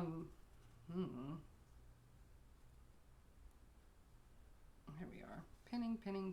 That's looking better. Much better. I don't want to waste a lot of fabric on the seams. Like, you need a good hem, but you don't have to waste a lot of fabric to make a good hem. You really don't. But you do have to, it feels a waste to me, like as a kid I would always I can do this in 1/4 of an inch. I don't need a 1/2 inch. Or I don't need 3/4 or whatever the standard is. I can't remember. But I was always trying to cut it down because I felt like I was wasting fabric. There we are. Okay, so I'm gonna iron this first stage, which means, but I've used the pins in such a way that I think that's gonna be okay.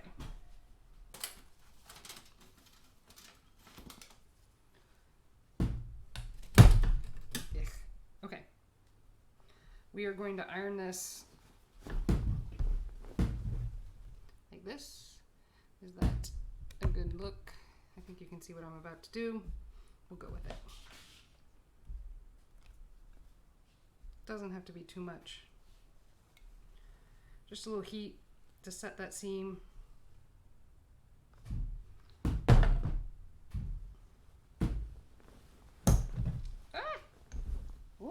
I just spilled water everywhere.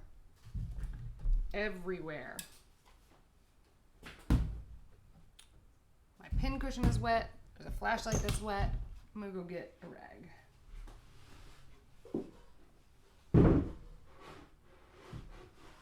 I was hoping I had a towel. Oh, I do. Because I'm used to doing this kind of thing. I make messes. There we go. Gosh, even that water feels warm. I think my studio's too warm.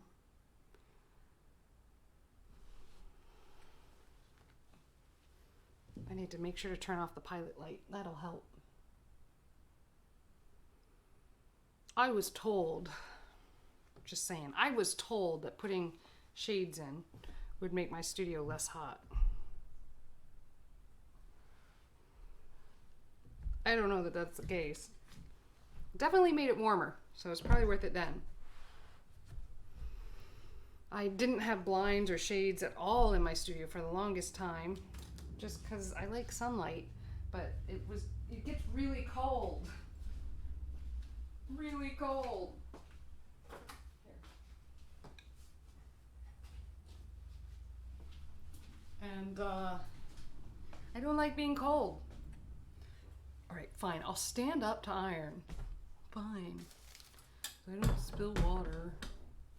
Fine. Whatever. Boy, the light on my screen just suddenly looked pinker. I wonder why that happened. Is the light that different? I'm not sure.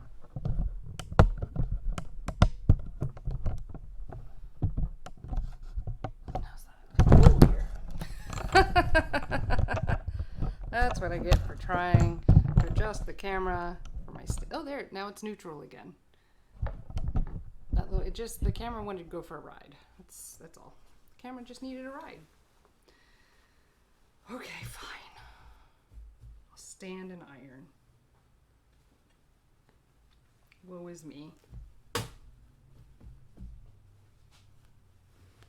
Being forced to stand while I do my job. What will the world come to? Maybe I should have like a real ironing board one day. No, I really like the ability to just kind of stow it away and then pull it up on camera when I need it. I don't know that I should go for anything more than that. I don't even have like a real ironing board in my house. This little one's all I need. If I gotta iron something, I'm doing something wrong. I don't want to have to iron clothes. That sounds awful.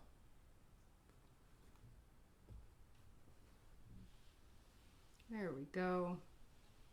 Remember, not going over the purple tips because they melt. Nicely done. Now we're going to do this right here, this section. I'm going to pull it through. So I popped on Twitch on, it was yesterday real quick because I had some time. No, it was Monday. And I had a lot of people on, and that was awesome. And I'm wondering if I should be popping on more days so that I can see y'all. I don't know yet. Wednesday doesn't seem to grab a lot of people. Of course, it is finally warming up, and that probably has something to do with it. And a lot of places are opening up too, so probably fewer people like actually watching on Twitch and all of that. It's a combination.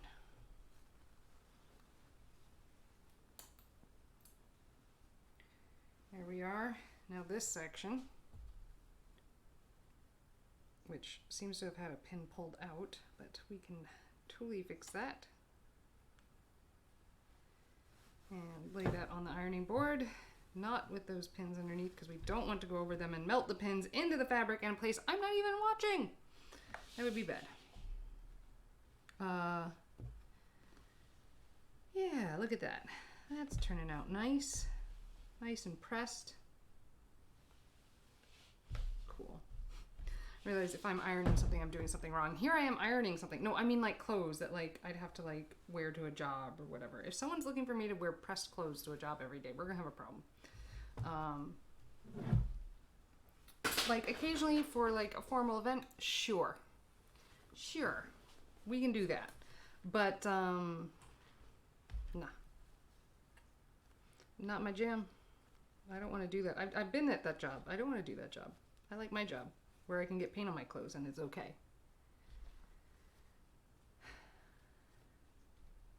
Yes, my job is doing this. Teaching children usually. Alrighty. So we're going to roll that down, and that's the look I'm going for. And I'm going to use the glass pins this time so that it holds really nicely. And the metal pins. So that I can iron over them, because I didn't think it through last time. I was even telling you literally that I didn't want to use the purple ones because I didn't think I'd iron in stages. I thought I'd do the ironing all at once instead of like roll 1, iron, roll 2, iron. But that's what I'm doing because I think it's going to give a better result. I think you all agree with me on that. Gotta have the better results.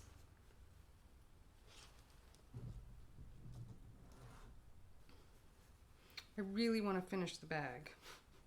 Can you tell? I'm like, I really want to finish this because I really want to move on to another project that I can share with y'all. Otherwise, I'm just doing like projects that I'm recording and editing together, I guess, which is fun, but like it's not you guys on Twitch, so you know, I want to share the projects with you, but you guys wouldn't like it if I didn't like show you the bag fully finished. That would be bothersome, right? I would find it bothersome. Treat others as you'd like to be treated. So I will show you all the finished product and all the steps that it takes me to get there. As I pin. I need pinning music. I need pinning music. And I need to work on making sure when I'm pinning that I'm keeping my hands on the camera.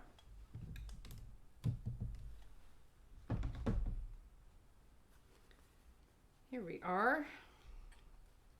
Surely this is, yeah, pinning music. I feel like it should be, maybe pinning music should be on the classical side. So email the producers and tell them I need more budget. Is it as funny to me as it is, or is it as funny to you as it is to me? I should stop trying to tell jokes. What I am doing though is I hope teaching you something. So I you know, you saw me, I ironed. Well, first I rolled, pinned, and then ironed. And that's going to give me a nice crisp edge, and it's going to help me figure out, you know, where I've messed up, where I haven't messed up, and kind of just help me oh, you're going that way, seam. Here we are. I lost my train of thought because a kind of complicated thing happened. There we are. Much better. So what I do is I teach, and I hope you learn something from it, whether it translates like into your leather working or other things that you do. All of it. It should be helpful even if you don't exactly sew. And I wouldn't consider myself someone who sews a lot. It just happens to be what I'm doing right now because I needed this bag.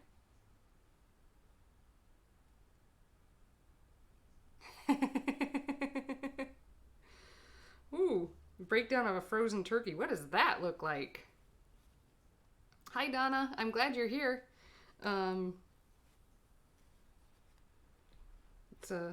it's great to have people watching. I hope you're learning something.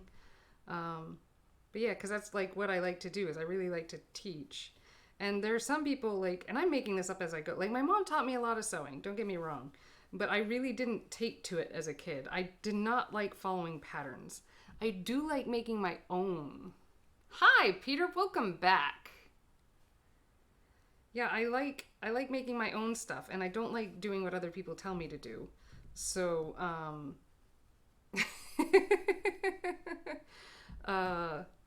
you know, I want to make my own patterns. So I did not take to it as a kid, having to follow patterns. I went to make my own, and that's what I do is I'm making my own stuff.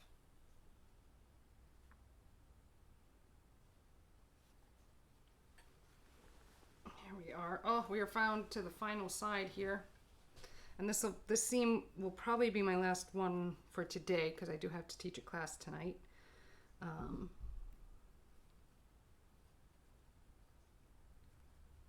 Here we are.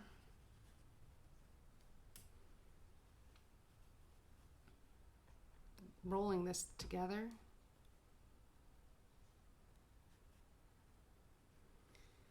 Pinning it all together. All right, are we to the point that I feel like I can iron this? I think so. I think so. Let's move the mouse out of the way, move the pins and the water that could leak all over everything again. Today we are making the liner for the bag, and it's mostly made, I'm just doing some seam stuff, some like end sewing stuff. So if you like, you can look down the bag and see. There we go, I figured this works. And you can see that this is the bag liner and what it's going to look like on the inside. I think you can see that, right? So I've got two pockets in there, one yellow, one red, and then a yellow bottom so I can see things when they get in there. And with rounded corners so that if an earring drops, I can find it. And yeah, just little bits here and there. Hey, I found the magnet that was stealing my pins. Where did I get the materials? So I had all this fabric just lying around. It's a problem most sewers have. They just have collections of fabrics because they're like, oh, that's a nice fabric. I'm going to use that. We have that problem. But really, I bought this. I don't know. I'm saying that the bag can for sure hold 50 pounds. But this blue fabric with the flowers on it is a Scandinavian pattern that I came across that I really liked, and I bought a bunch to make masks out of. And then the yellow and the red fabric are from a friend of mine's master's thesis. She made a bunch of prayer flags and strung them up over landscapes. They were very large, and so she knew I'd find something good to do with it, and I did. I have a lot more of it too. So they're hand dyed. So is the cover that is this is part of, from that same series. They're hand dyed and carefully chosen and lots of thought and positive vibes put into it. So I feel like it's a good fabric to use for masks and for this project. Here we are. Rolling these edges so that they sew crisply and beautifully. And I know exactly what it's going to look like even pretty much before I sew it. And Baby Lock will be the final machine of the day for those that, you know, are vested in the relationships and associations with my sewing machines. Baby Lock will be the final machine for the day. She doesn't shake things as much, and she's a real trooper. Here we go. We named my seam ripper and my, what did we do today? We named my new seam ripper. This is Jack. It lights up and it has a magnifying glass. So that's wonderful. We named my scissors Excalibur. And we sharpened the knife on my serger so that it could cut and sew, which is like one of the best things about it, because the knife was getting dull, so I couldn't use it at its full functionality for a bit. We rounded the corners on this bag. We started thinking about the magnetic closures for the denim bag. I've been thinking about them for a while, but I kind of displayed my plan. And fought off trolls. We fought off trolls. No, what we really so we really compared the oh, I had to seam rip. That's what took forever. I had to seam rip those rainbow straps because I did it wrong. I inserted it into the slider wrong, so I had to seam rip with that webbing, and that was really hard. I had to like use a needle to like be able to slide the seam ripper under the stitches that I was ripping. That was challenging. I will say that was super challenging. And that took forever, and it was like a boss fight at the end of a game. But we got through it. And then melted the new edge, and that was good. That was a real challenge. And what else did I do today? Well, I had dental work done today. You can see my lip is a little sore. It's not from the dental work, but when my mouth was numb, I ate a sandwich. Don't do that. And yeah, I think all of the numbing stuff just wore off. You went to the mall. What? Why would you choose to go to the mall? We've gone a year without the mall. Why would you go back? I'm sure there's a store there you like or something like that. But like, really? Why?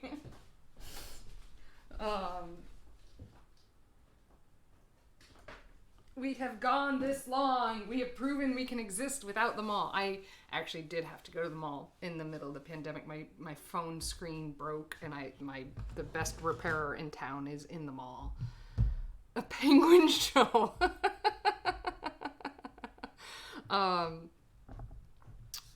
Okay, penguins are cute. Okay, I could see it, but like, and like we're at what, 40% vaccination rate across the country. So theoretically we should be getting there, but it's the crazies that worry me.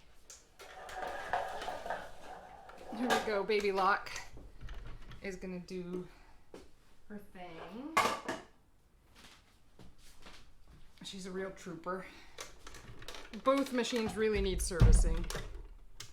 Yeah, and I don't know where you are, Peter, but if you're where Lady Verona is, yeah, y'all should be staying home. Cause like I went to Alabama, and as soon as I was vaccinated to take care of my grandmother, and oh,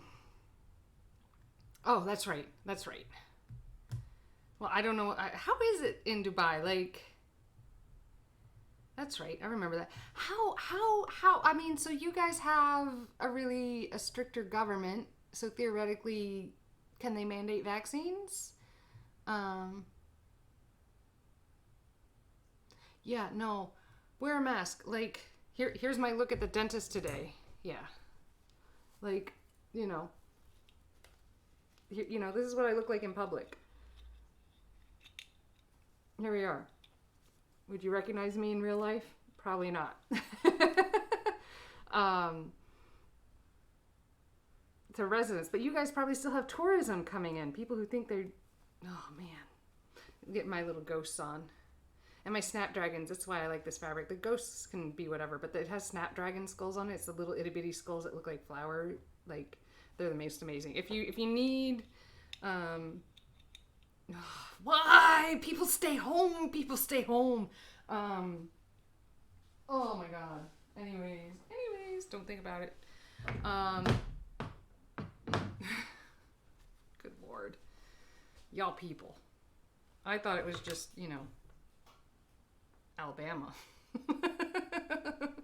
That was the problem. I guess not.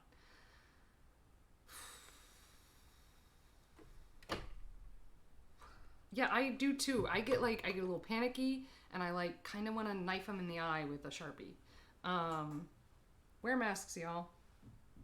Wow, my magnets really are pulling out all my pins. Whoopsie daisy. Okay, ugh. Like, and so, like, we the CDC here bowed to political pressure and, like, let us become more lax in our masks. Oh, well, you can do that. You know, don't like, halt your bodily functions for me. See, we're gonna go at it from this direction. And I'm gonna pull this out so that I can sew in the round. I like it. That's gonna live there. We're gonna bring the needle over and we're gonna sew. And this will be the last thing that I do today, I do believe. Yeah, rules are just for poor people. Can we say that? Because poor people can't pay fines. I thought about it. I was going to try to keep my stream, like, really non-political, but I don't know how to do that. Because life, I guess. But yeah, like, wear a mask. Shouldn't be political, but it really is. Yeah, if you watch enough of me, you'll probably end up with an idea of my political leanings, which will probably hurt and help me, so I don't know. What? 1, your neighbor threw a party. 2, they were fined $5,000 for throwing a party. Cool, I like that. And every attendant was fined. Were you one of the attendants? Yeah, people had parties here too. I know they did, and I never heard of anyone in our state getting a fine. Oh, I'm the one making it political. It's not you, Peter. Hi, Anna. Welcome back. Did you have a good nap? Oh, well, that's a good place to be. We hedged our bets, and we did do takeout like once a week because we really wanted the restaurants. Like in the first week of the pandemic, one of our favorite restaurants, Matba, which is a Mediterranean food place, closed. You slept fine. Don't apologize. Remember, we talked about this. We're happy you're here. Yes, baby lock. It is the final sewing of the day, and it is baby lock. They closed for good, and actually I walked by yesterday, and they were like doing work on it and turning it into whatever the new thing is going to be. And so we realized we really had to like support our restaurants, particularly restaurants owned by people of color, to make sure that they stuck around. So, because they really had it the hardest in everything. Small businesses and owned by people of color. So, we just really wanted. Oh, why did it die? I've been doing this the whole time, and the bobbin's been out.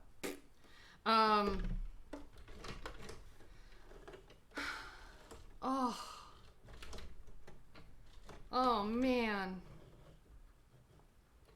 Yeah, so like I don't know what Matba is gonna turn into.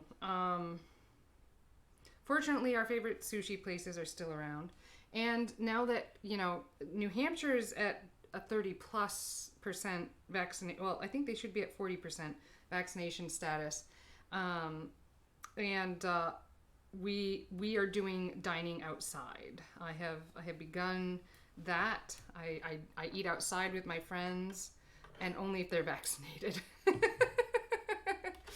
It's like whatever the CDC says, I do. Like, okay, that times 2. What's saying my shirt? My shirt says hero, because nurses are heroes. Here, I'll show you in just a second. Like so the CDC, the Center for Disease Control here in the U.S. They're going at it from a perspective of, I don't know how it is in New York. I would still avoid there. The CDC is going at it from a perspective of this is what will keep our hospitals and everything running okay for a bit, right? That makes total sense. You guys can't see what I'm doing. Here we are. Making a bobbin. And I don't exactly know how bad it is in New York. But the CDC is making decisions for the whole of the country, right? Like, this is how the hospitals can handle it. This is how much the hospitals can handle, all of that. They're not doing it from like, hey, to keep yourself from getting sick, this is what you need to do.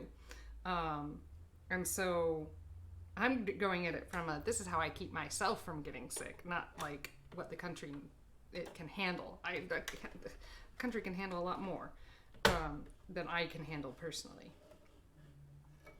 So, yeah. Exactly. So we've taken some small risks with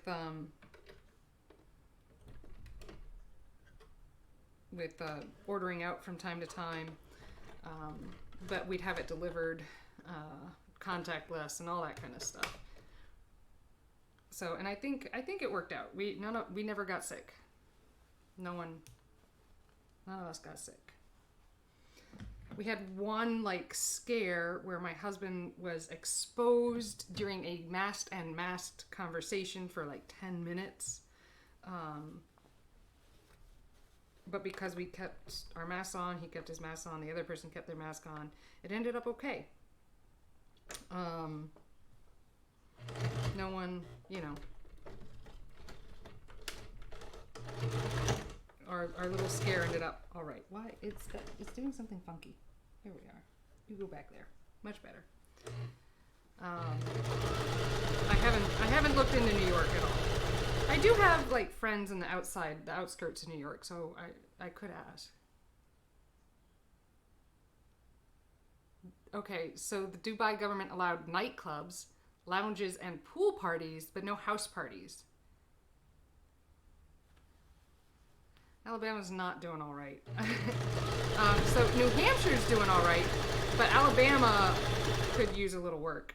They're better than some places, but at least when I was in South Alabama, and like the governor lifted their mask mandate 2 weeks before I arrived, which meant nowhere was requiring masks anymore. When I got to the hotel still had signs out that said masks required, but no one was following it except for the people working there. Every restaurant that I went to, no one was wearing masks except for the people that worked there. Every store, no one was wearing masks except for the people that worked there. Okay, wait, Sam's Club, a few moms and families had masks. But like, no one was wearing masks. And at that point, we were only at 20% vaccination status across, the U.S., and Alabama was being slow in adopting. So like, it's just everyone who didn't want to wear a mask is no longer wearing a mask. Not that they're vaccinated and now, ugh. Do the people in Alabama just not like the government? It's a way more complicated topic than that. That involves classism, racism,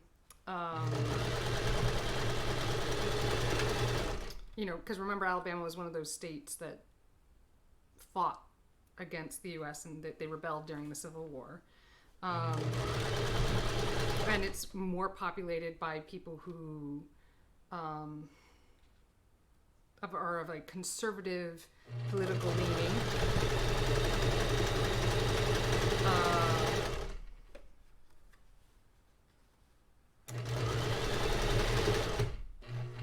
And so there seems to be a correlation with evangelical white Christians as being the people who are least likely to get the COVID vaccination.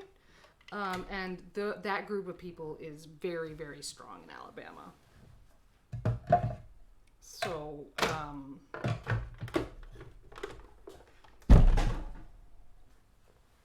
yeah.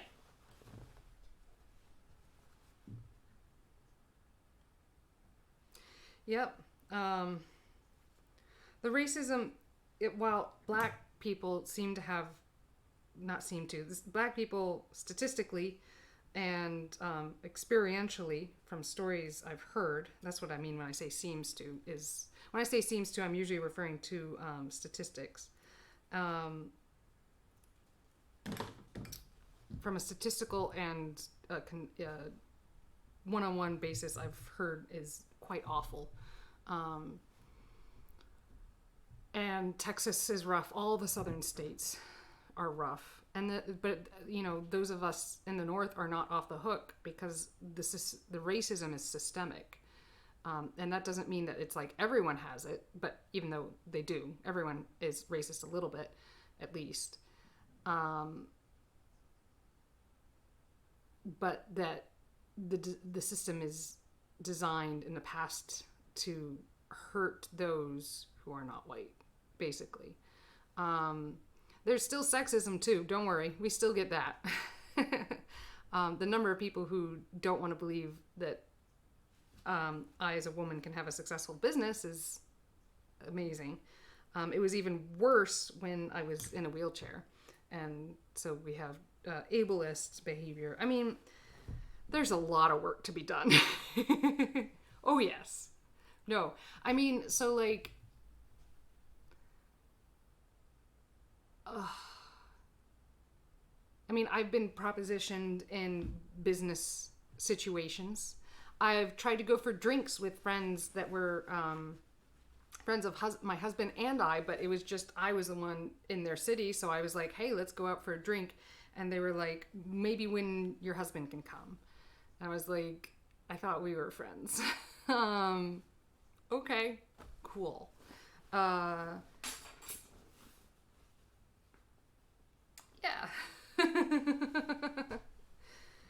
I thought we were friends. So yeah. So that happens.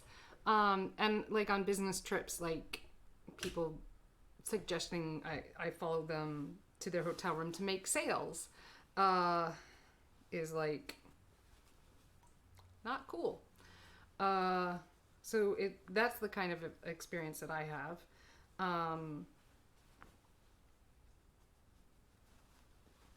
Yeah, it still exists. It's still there. Okay, so this is essentially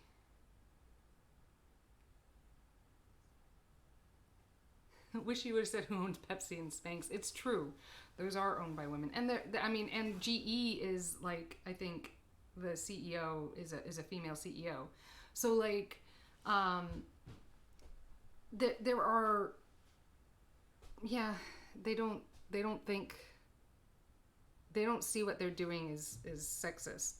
I had a conversation with an individual who I had to point out that their behavior was in fact sexist, even though they didn't think it was.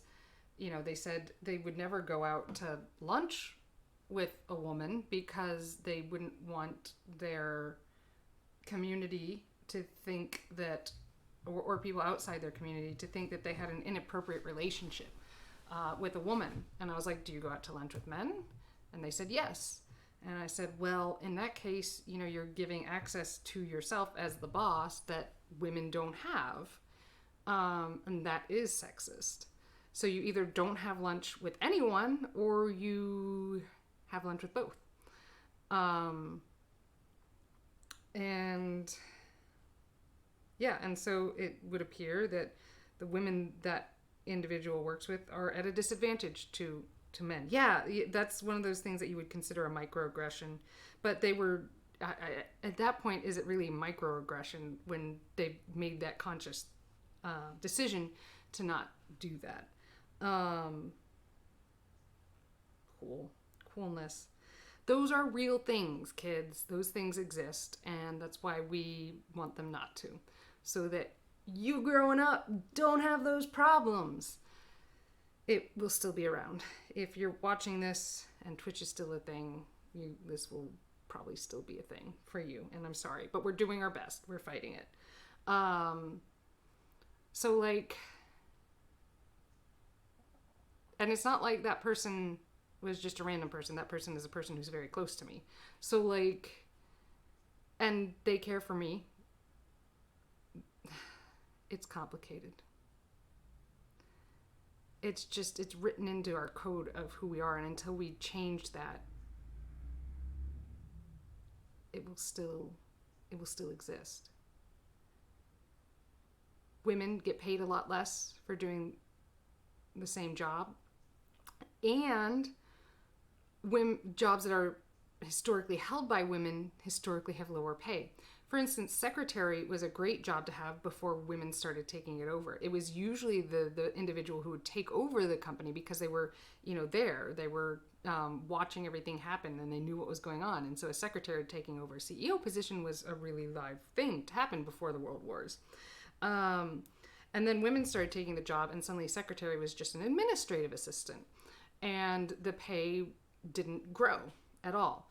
I went down. And then, nursing, teaching, jobs traditionally held by women have lower pay and more abuse and more expectation that it be a calling and not something that you get paid for. But anyways, I've done a lot of reading on this. There's a great book called Invisible Women that everyone should read. And it really talks about that. All of everything I just said from a sexist perspective. But I can't fight sexism from the top. I can, however, I'm in a position of advantage that I can try to fight racism from the top. Because I'm allowed in spaces that other people are not. Whereas as a woman, I'm not allowed in those spaces, so I can't fight those. So that's all we can do is fight those fights that we come at from an advantage. Because of historical stuff. That was eloquent. So I gotta clean up so I can go teach my class. In Dubai, it's just a weird situation, so the women kind of accept that they don't get the roles even though they want it, but they just settle for almost nothing because they already come from wealthy families, so they don't want to try anymore. Yeah, there's that. We have that too. White women have been very complacent in fighting racism. And there's this whole concept of white women's tears and that kind of stuff that's legit. If you need more terms to search on that one, just start doing stuff to change it. That's it. Just start doing stuff to change it.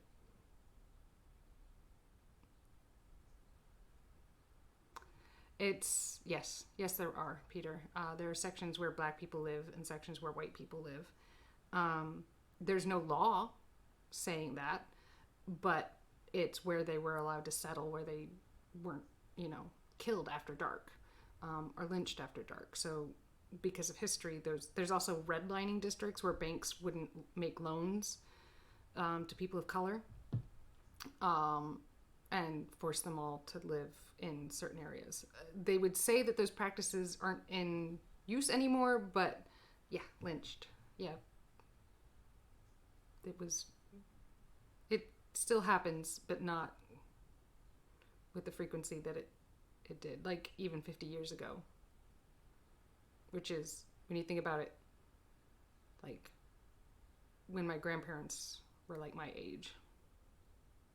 So when my grandparents were my age, people regularly were lynched. And that means people of color that are my age, their parents or grandparents were regularly lynched. Or are you asking what lynched means? Oh, it means not going through due justice system and hung outside by a rope. It's not okay. So I'll be putting a trigger warning on this one for people at the end. Remember, I love you all. I hope we can do better. I hope we can do better. And I'm working for us to do better. You may not always see the ways, but I promise you I am. I gotta go because I gotta teach a class and I gotta refill my waters with something cold. With science and love.